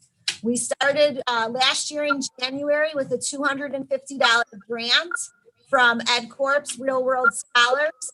And we're continuing the business this year, and we're growing, and we're going to share our message with you today. And I'm Michael Drezick here, tech integrator, and I am wearing my DigCit kit shirt. And I encourage everybody to be a DigCit kid. And I can see from what we've already shared in our introductions that there are a lot of DigCit kids in the crowd. So nice job. And you'll see that Mrs. Wegernowski is wearing the Kind Kids Compliment shirt. And many of the students here are also wearing their Kind Kids t-shirt. So you can see it. Wow.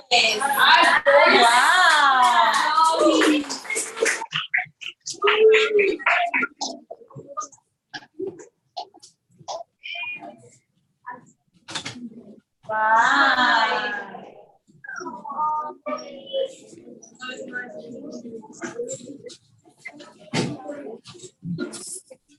Mary Alice, would you like us to continue with our project? Yeah, sure, absolutely. So we, with the help of Mr. Dresner, our tech integrator, we applied for a grant last year through EdCorp's Real World Scholars, and we were accepted in January. And we had to come up with a business name and like products that we wanted to sell. I don't know if you can you see this? Like the kids, they came up with different names that they wanted to use for our business. And we voted on the one that they wanted. And Kind Kid, actually they voted on Kind Kid compliments, but we added the S to kids because we're a group of kids, not just one kid sending this message. And then they came up with product ideas, and we talked about how $250, if we wanted to do shirts, we would need to do, you know, a small, a large, an extra large. We would need a big inventory of all these different sizes. So $250 probably wouldn't be able to provide that for us. So we came up with a bottle caps. The kids write compliment messages on bottle caps and turn them into necklaces, keychains, and magnets. And we have they're working around the classroom. So we can take you on a tour around the room so you can see how they do this.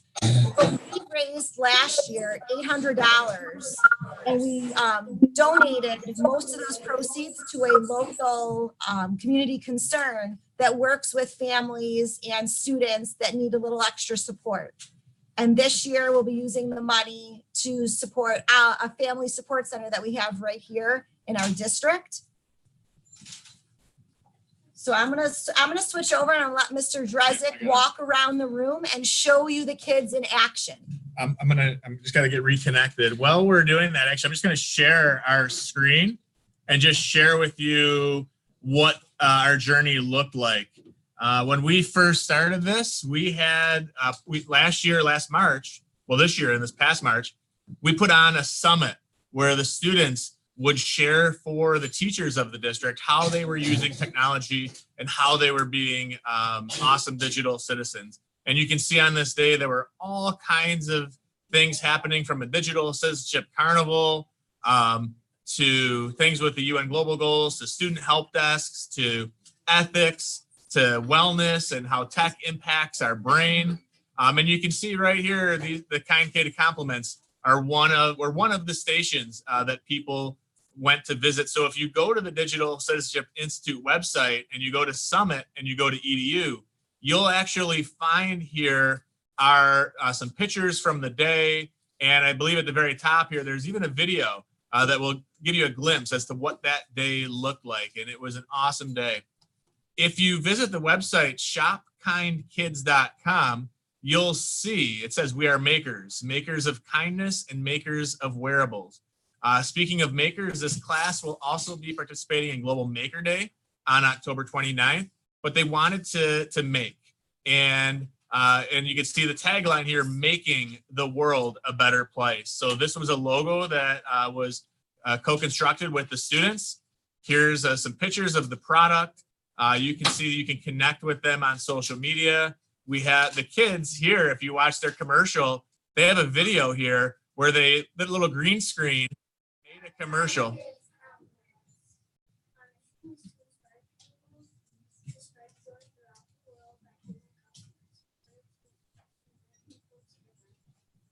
What motivates us or inspires us? And each other complementing, spreading kindness and profits to each other. We make special products that have special compliments to people. This one is money to different charities in our local community. Visit us online at www.shopkindkids.com. Thank you for visiting our site. Thank you.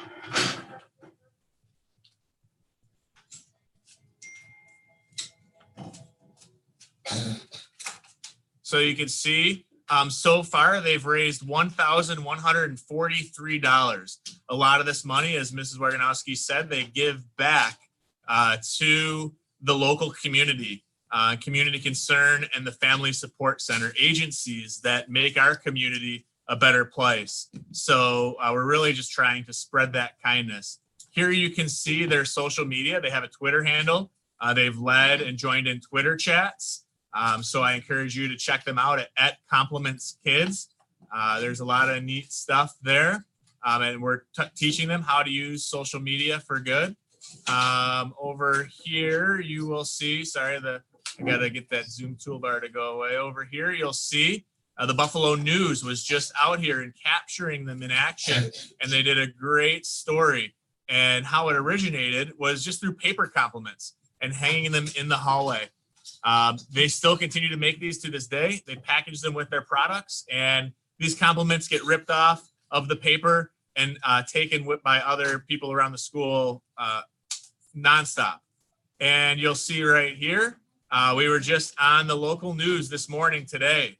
It was a great piece that they did. So we'll make sure that we add that to our Twitter feed so that if anybody wants to check that out. But it's really neat to see how this has grown and spread. So I'm gonna try to get reconnected on my phone. I lost the connection. I'm gonna stop the share here and see if I can get reconnected on my phone so I can take you on a little tour.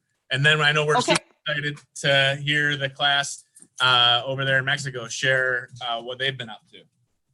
Okay, as you are trying to get reconnected, I just think that the fact that the news was there, this is something that what your classroom is doing, not only is making an impact in your community, but beyond your community. And I really hope that you'll, after our session today, will you please tag us and use DigCit Summit so we can have all of those links for the news, because we would love to continue to amplify what you're doing in your community. And maybe perhaps this is going to be so inspiring that the kids in Mexico, the classroom in Mexico, or anybody else that's watching the live stream or following us who's joined us this week will want to do the same thing in their classroom.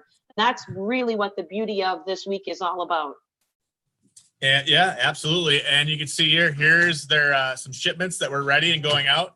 And this morning we had a student start to learn how to track all of the zip codes and the locations on a spreadsheet.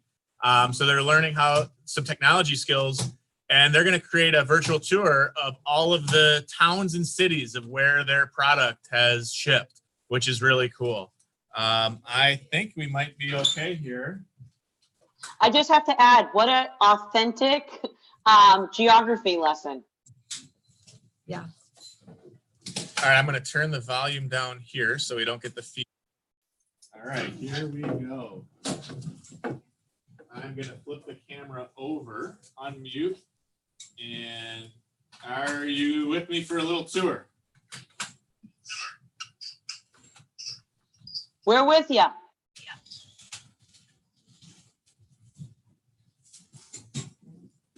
Yep. Okay, so at this table. Unmute. And are you with me for a little tour? Actually, we're going to start over here. I'm going to start over here instead. So what's happening over here, Zoe? So we are making designs on them like this. So we put the words and we make drawings to make sure it's all colorful. And then we send them over when they're all ready and done. We send them over to the builder to builders. I don't know if you can see that. It looks like we're bandwidth. Oh, Mary Alice, can you? We can hear you, but your screen is frozen. I know we're seeing a message that our bandwidth is low. I don't know if you can see the video. We can't see the video, but we can hear you. Maybe what I'm going to do is have that other class from Mexico join in. Okay, so I'm going to have the other class join in right now because I lost the connection on the Wi-Fi, and that's when we had the good connection. So I'm going to try to reconnect that way, but maybe the other class can jump in while we get this straightened out. That's perfect. Does that work for Mexico? Yes. Yes. Perfect. We'll go back and forth. Yep.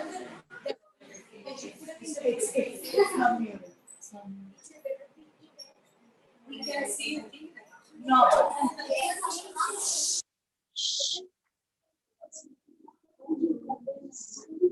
Okay, so for the classroom in Mexico, are you ready to share with us? Sure. Of course. Wonderful, terrific.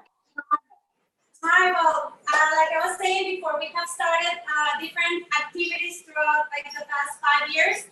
And today I want them, we don't have anything to show because we just started planning it. They started like researching for what they're gonna do this year, but I'm gonna let them tell you, okay? So who will want to explain their experience about last year's fifth graders letting you present what they did for Digital Citizen. Paola. I liked it because it was so interesting and they taught us how people had did some things that weren't that good decisions and it was interesting when they explained us about digital citizenship. Thank you, Paola. And well, who would like to explain what are we doing this year? Leo? This year's project it's going to be similar as last year's fifth grade project, but we're going to focus on the 5 DigCit coming, and we're also going to try more to persuade than inform. Thank you, persuading. I love that word. Okay, and who can remind me which are these 5 DigCit common competences? Inclusive, inform, engage, balance, and alert. Very good. So, have you researched about these guys? Yes. Who can tell me what will you do for the inclusive competence? Yes. Do you want to stand up, please? No. Yes. The inclusive is about not being mean to anyone in the internet and try to be, better, not insulting and being respectful in the internet. Perfect. Thank you. And even make it better, like if you see someone insulting, what can you do? Give a good compliment, right? And that will make things maybe turn around. Thank you. And what about Inform? What will you do for the project of Inform? I like to search about Inform because it is very important to know how to difference real information with the fake information. Validation of information, right? Do you have an example, something you think you would put in your project? You showed us a video about a teacher who told his students to research about a tree octopus that wasn't real. And only one of, I think, like 20 students knew it was fake. It was like, so the teacher created a fake website and then asked the students to research about it, and they didn't verify the information, right? So you're gonna focus in that area. Good. And you're gonna inform the other students in the school how to do it properly. Okay. And what about engage? What would that mean? Well, when we're engaged, we always try to make the best of the technology that always use the technology that good use and always look at the items, not just like I don't know, not using it for technology is mostly to make it easier for us, but it can teach us English very easy. Perfect. Nice. What about balance? Who can explain Ethan? I think. I'm sorry. I think balance is being like 1 hour in the electronics and another hour like running, making exercise. Good. So balance the technology and your daily life, right? Good. What about the last one, alerts? What can you tell us? I have been researching and I'm planning to explain to people the importance of having your personal information because your personal information is yours. You don't need to do public, so it's better like to keep it right for yourself, because sometimes people can do bad or wrong use of it, right? Thank you. Well, this is the project they have been researching on. They're really excited on creating their presentations and presenting it to other elementary students. What I want to add from what I saw in your school is that we would want to make it also outside of the school, like share it with the community. So we're going to come up with a plan to like get it outside and not only stay in our school community. So thank you for sharing. Another thing we are going to be doing besides the presentations to other kids, and they're going to create posters of digital citizenship with the 5 competences, and we're going to paste them throughout the school. Maybe another good idea that just popped up is that we can put them not only in the school but outside, so everybody can know about this. And even the presentations they make, somehow through news or like you guys showed us, we can spread it out. Not only in the school community, but to our whole city, and who knows, maybe even farther away. And besides the poster, they're also planning on, or we're planning to have an experts visit to come and talk about the DigCit Comet and then next conference with the students. And finally, just like for a closure, we would like to do a pledge. The students all together will write a pledge that they were going to commit to and sign it and keep it as their decision of using technology in a proper way. So that's what we wanted to share with you guys, and thank you for sharing also. Okay, that was absolutely fabulous. I know that, I don't know if the tech is working on the other end, that you can continue to show. Yes, Marielle, we got it working. Okay, let's continue with that, because then at the end, I'm wondering, I hope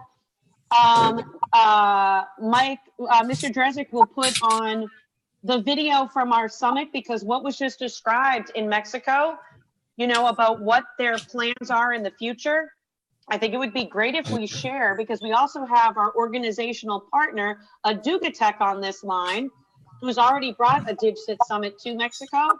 But how great would it be if just from DigCit Week and this connection and this opportunity to collaborate, that, you know, there's going to be an inspiration to bring a student-led DigCit summit with EduKatech. It would be great. So you show what you're doing right now, and if we could end with that video, it would be fabulous. Yep. Yes, we can do that. We're going to turn the volume Perfect. down. I'm going to go back on mute. Okay.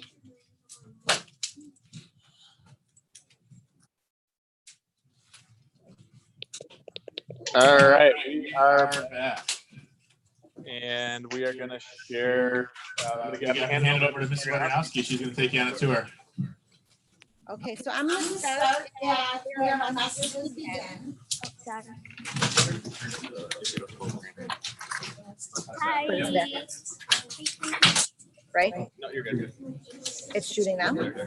Oh gosh, okay, sorry. So here are and so we go ahead and tell us what you're doing. Right now, we're making messages like this. Like one of them say like, I like your style. We put messages on the what is it? Cotton candy I'm doing right now. So we are making the messages, and we are the ones who are designing the process of it. So, and I'll just show you, these are a few other ones that have been created. If I can find it. How do I find it? Yeah, as soon as we make them, they go to the builders. So after they are designed over here at the design table, they take them over to the builders. And this is the builders over here. And Maddox, what are you making? I'm making a necklace, and you get the glue dots. You get a message, and we have to get plastic tops to put over them. Then you send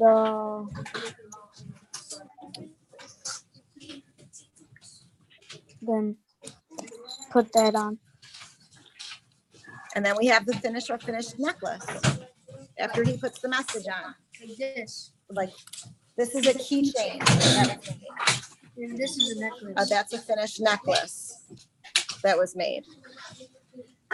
At the table over here, we're using the compliments. We're making our free compliment sheets. So these are what we hang around the school. Jackson, why don't you tell us about that? So what we do is we write compliments on the paper. Well, right now, we're not hanging them up yet because we give it to Miss Roganowski, which is really nice of her because we don't have to walk down the whole school. And what happens when we hang them up? How long do they last? Like 5 minutes. Everybody takes them. Well, they take them because, well, if they're having a bad day, it helps them out a lot. Thank you. And then over here we have our packers. These are the students that they get the orders and they label the envelopes. So we have pre-labeled with our return address, and they would just put the sender's address in the or the recipient's address in the middle, and we pack every package with one of our business cards. Why don't you get a business card? So this is our business card, which we made on Buncee. And if you flip it over, it has 2 QR codes. One will take you to the Buncee it brings it to the Buncee Alive. And one will show you the video that we've created for our company.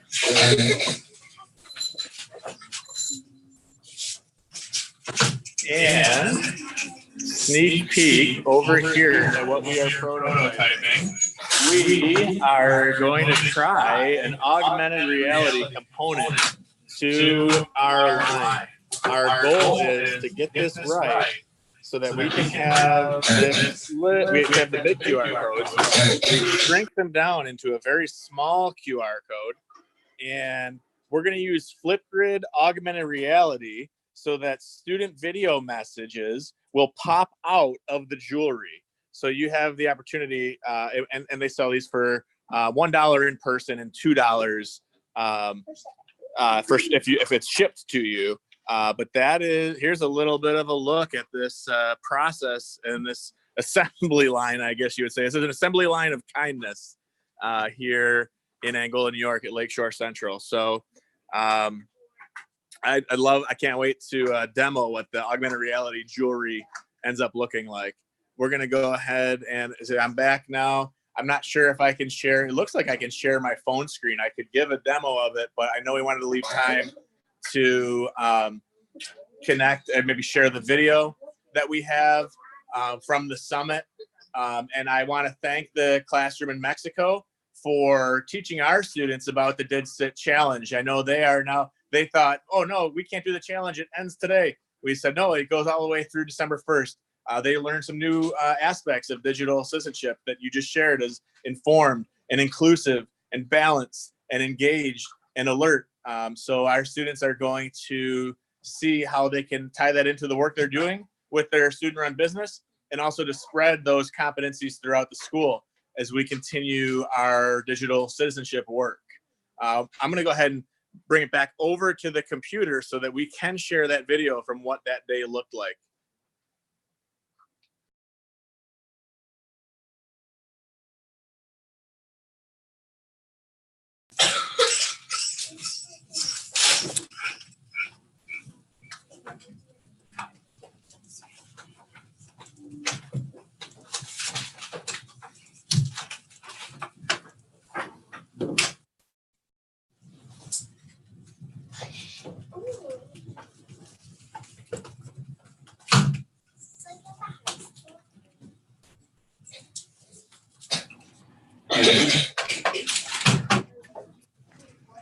Michael, I can't hear the sound. Oh, you can't hear it? Hold on a second. Let me try this.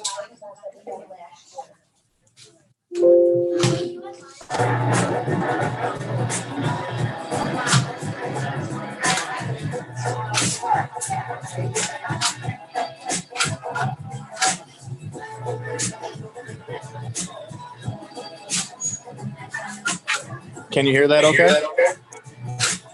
Perfect.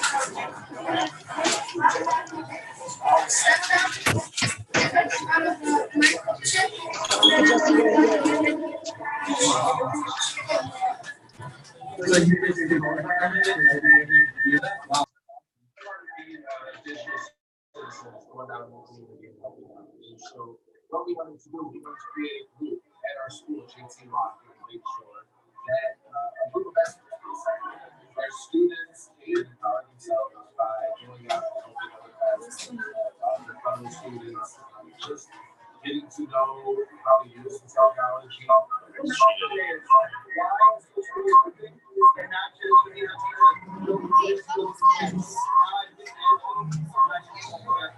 You know, Michael? Michael? Oh, yeah. Yeah. There's a lot of feed coming back. There we go. You know what? I could always screen share from mine, which was probably would have been the smarter decision. So let's see if I can we can see. Yes, if you could do that, that would be great, because we have like my mobile phone, we have the computer, we've got right through the speakers. I'm sorry. Yeah, I should have thought of that beforehand. So let me just pull it up on my end. Right. Because this could be, I feel like what you had just demoed and what the classroom in Mexico had described. Let me just go share my screen, because this also, I would like to give a shout out to Lakeshore. Here we go.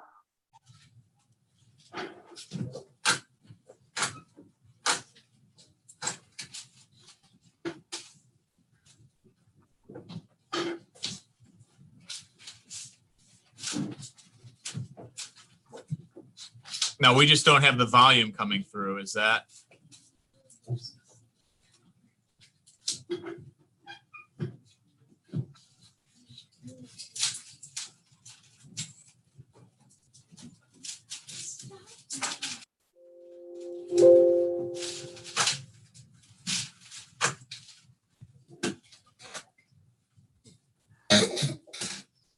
Can you hear it?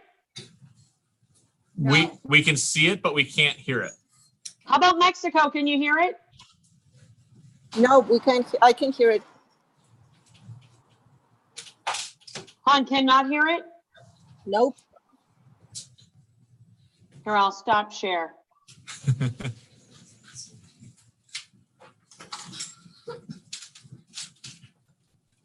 No go?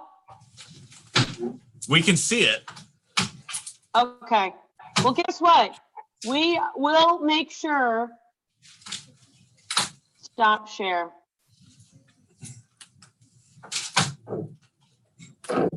We'll make sure that we share it out after the fact. Thanks. Yes, I can share it with Latin American school, no problem.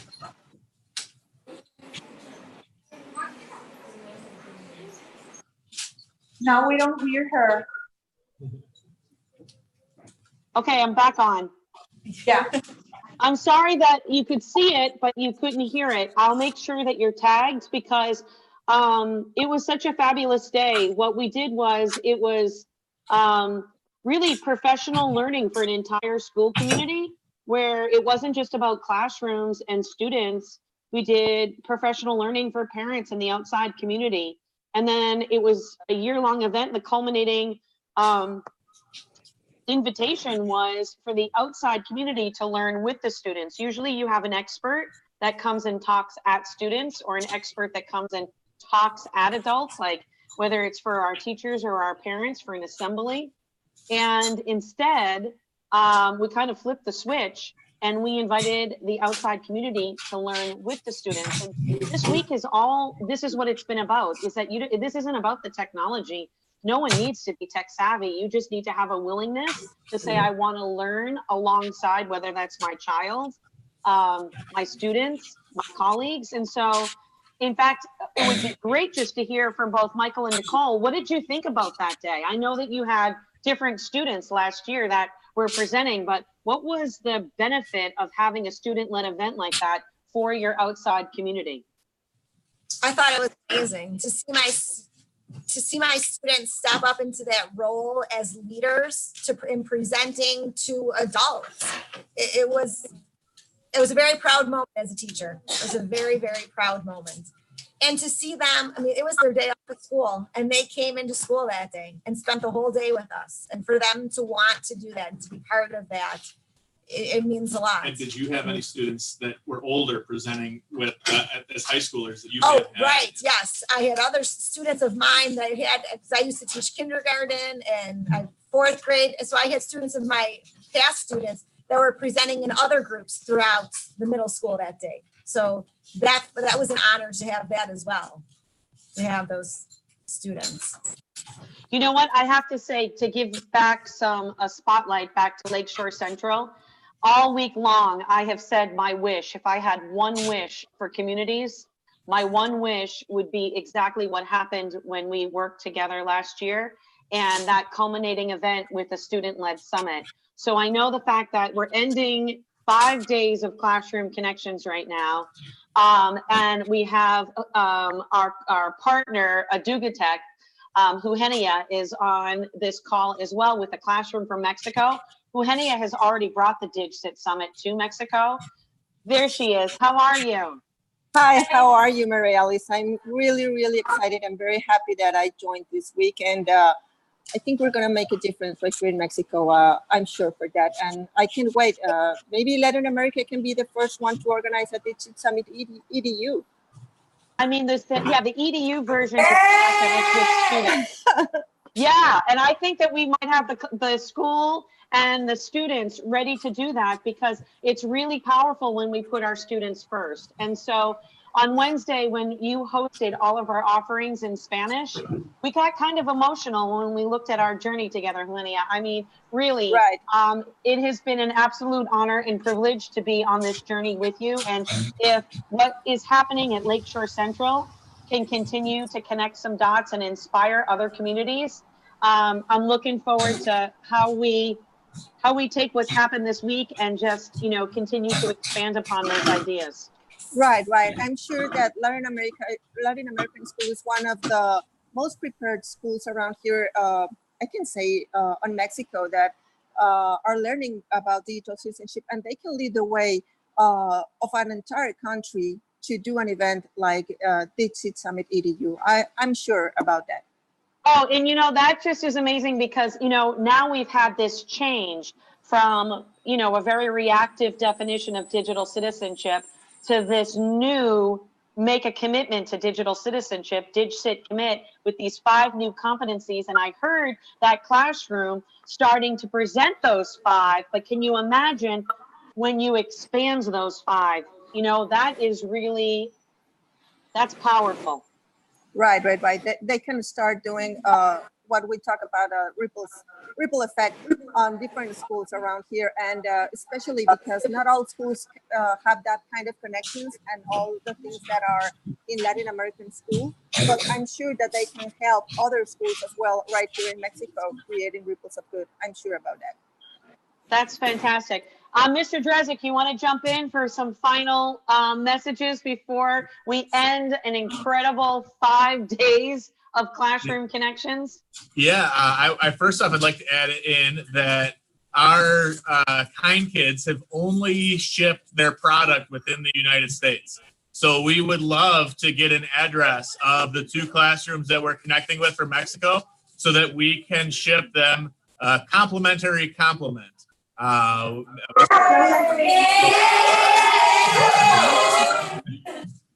And maybe they can hang it in their classroom as a memory of this connection today, and it will remind them of our call to action for this digital citizenship work that is so important that it takes place really throughout the world and not just in our own classrooms for those that participated in this summit. So if we could have that, like Eugenia said, that ripple effect, that would be wonderful. So those are my closing thoughts.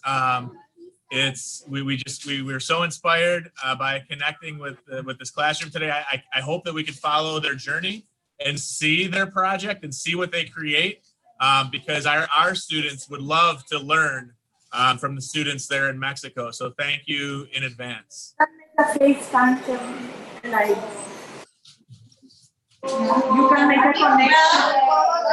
I would just like to say, well, thank you for everything that you have taught us too. We're really, really excited. And everything you have taught us today also will be like good for us and to try to expand our presentation. And we would love to also send you our presentations whenever they're done and share them with you. And if you can use them there, will be great. Like they say, we can expand not even school, but even farther away.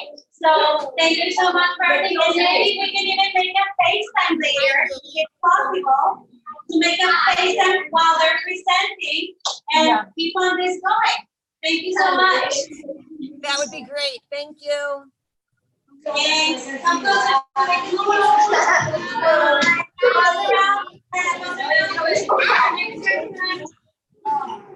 next person. Oh my God. Oh, yeah.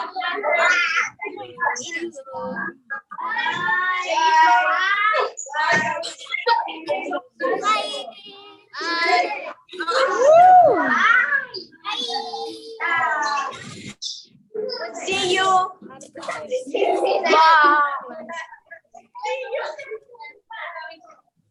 Okay, wait, not yet. Honey, will you stay on the call? Oh, you're on mute too. It's so great to see these students. Thank you. Now I'm on mute. Okay.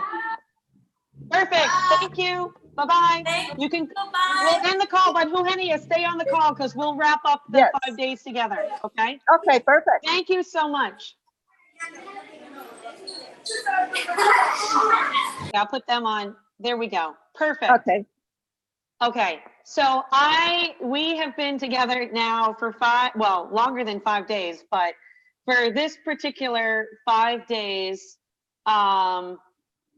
it has been an incredible, a lot of work behind the scenes to make this happen this week. Right. And to do it alongside you and to be with Maria with iWomanish in Spain, as well as Sarah with EduMatch. So many moving pieces this week, so many really powerful connections, and I'm just really grateful. I'd love to hear if you've had any final reflections about this incredible online experience during DigCit Week. Oh, well, I'm really grateful that with you and the Institute and all the team that included me on this amazing journey. I started along about, I don't know, maybe 7 years learning about digital citizenship. And it never occurred to me that I will be joining and being part of an organization of a summit or being presential or virtual. It's been amazing. And I think we are just starting the way. And all the results that we saw this week are worth it. Really, really worth it. I'm very, very happy and I'm very excited to continue. That's for sure. Well, I am really grateful because what happened on Wednesday, even though I did not understand the majority of any of the offerings, the fact that you led that initiative to Spanish-speaking communities is just one more layer to involving more students, more school communities to be part of making a commitment to digital citizenship. So thank you for your leadership and your vision.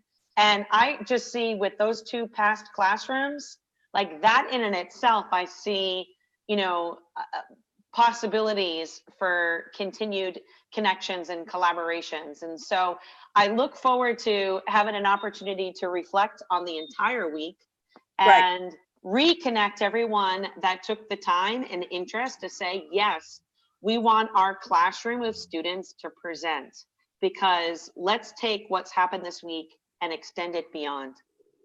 Right.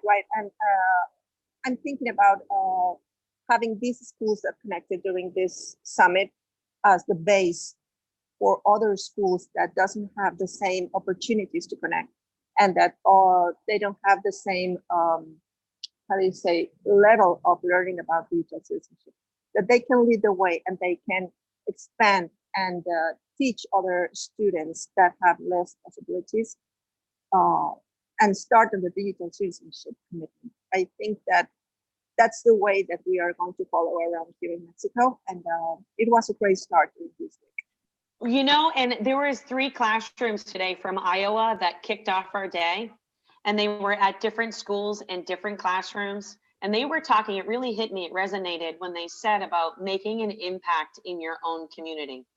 Now that can be, you know, within your school, within your town, within your, you know, state, within your country. I mean, you keep adding to that.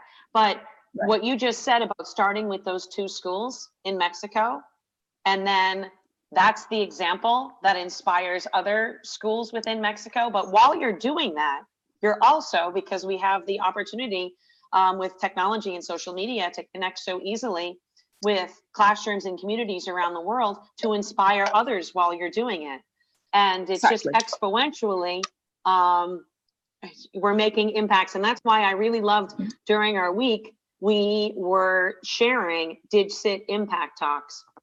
Today's talks, our students, they're actually, we're sharing 2 last impact talks, a brother and sister who are founders of SDGs for Children. And then also the other impact talk that we saved for today was about Lakeshore Central, because the leadership from the superintendent's office, from Michael Drezick's district, that changes everything when you have the support from your administration to say, this isn't just about what our students do in the classroom. This is what we do as an entire school community. That's what we need. We need more superintendents and leaders to say, we want something different. So I think for your 2 schools to work with you, to have the opportunity to work with you, and then as our partner, we collectively get to work together, it's going to be wonderful. And I'm looking forward to it. Yes, me too. Me too. So again, I got all emotional with you on Wednesday. I promise you I won't get emotional today. I just want you to know I'm grateful. And I want to thank everyone that has joined us, whether they were able to join us live or they're going to be able to, the fact that they registered and they're going to be able to watch it after the fact. It's been an incredible week of learning, and it exceeded any and all expectations because we put the students first, and that the fact that we were able to model that, it's been wonderful. Right. And you know, we created a lot of DigCit content to share. We really did. It's amazing. It's amazing. And even though we had a lot of the different contests going, like I really still, if you weren't able to do it this week, let's continue and like do that Buncee challenge, the DigCit commit Buncee challenge. Jump on and add your voices. I know there were a lot of voices on the DigCit commit Flipgrid in Spanish. Let's continue to add to that. I know Tracy got to show the class craft. Wakelet was on this week saying, how do we become content, curators and storytellers? And so, this has been DigCit week. There's a bridge going into Media Literacy Week, which, also it ties hand in hand with digital citizenship. And it's just the very beginning. I know that we've shared about the upcoming DigCit Commit virtual Congress happening February 11th and 12th. So lots of opportunities to still make digital citizenship a verb. And if you're looking for any of our videos, any of the content that was created, you can go to digcitinstitute.com and you can reach out to us. We've been using the hashtag DigCitSummit. We've also been trying to use a variety of other hashtags along, but we've been pretty consistent making sure that DigCit Summit has always been part of our social media. Although I can tell you, we haven't been able to keep up on this end. I've only really been able to keep up with Twitter, but I know as we reflect, we'll continue to add to Instagram and LinkedIn and Facebook as well. So there are and you've been great at all your postings, keeping up. Thank you. I love this this week, and I try to keep up. So wonderful. Well, I thank you. And guess what? I'll see you tonight for EduMatch as we get to reflect. Jamie Donnelly will join us. You'll be there, and Sarah, and we're really I'm gonna spend the rest of the day kind of curating the best of the best, those things that, you know, we all learned from and that we want to continue to spotlight and highlight. So thank you so much for everyone that has joined us this week. And let's just keep it going. That's right. Thank you very much for having me, and thank you for sharing all these Classroom Connections Impact Talks, and it's been a great week. Thank you so much. And thank you. My last thank you is going to be to Buncee for powering all of our Classroom Connections and being such an advocate for student voice. Perfect. We'll end for now on that note.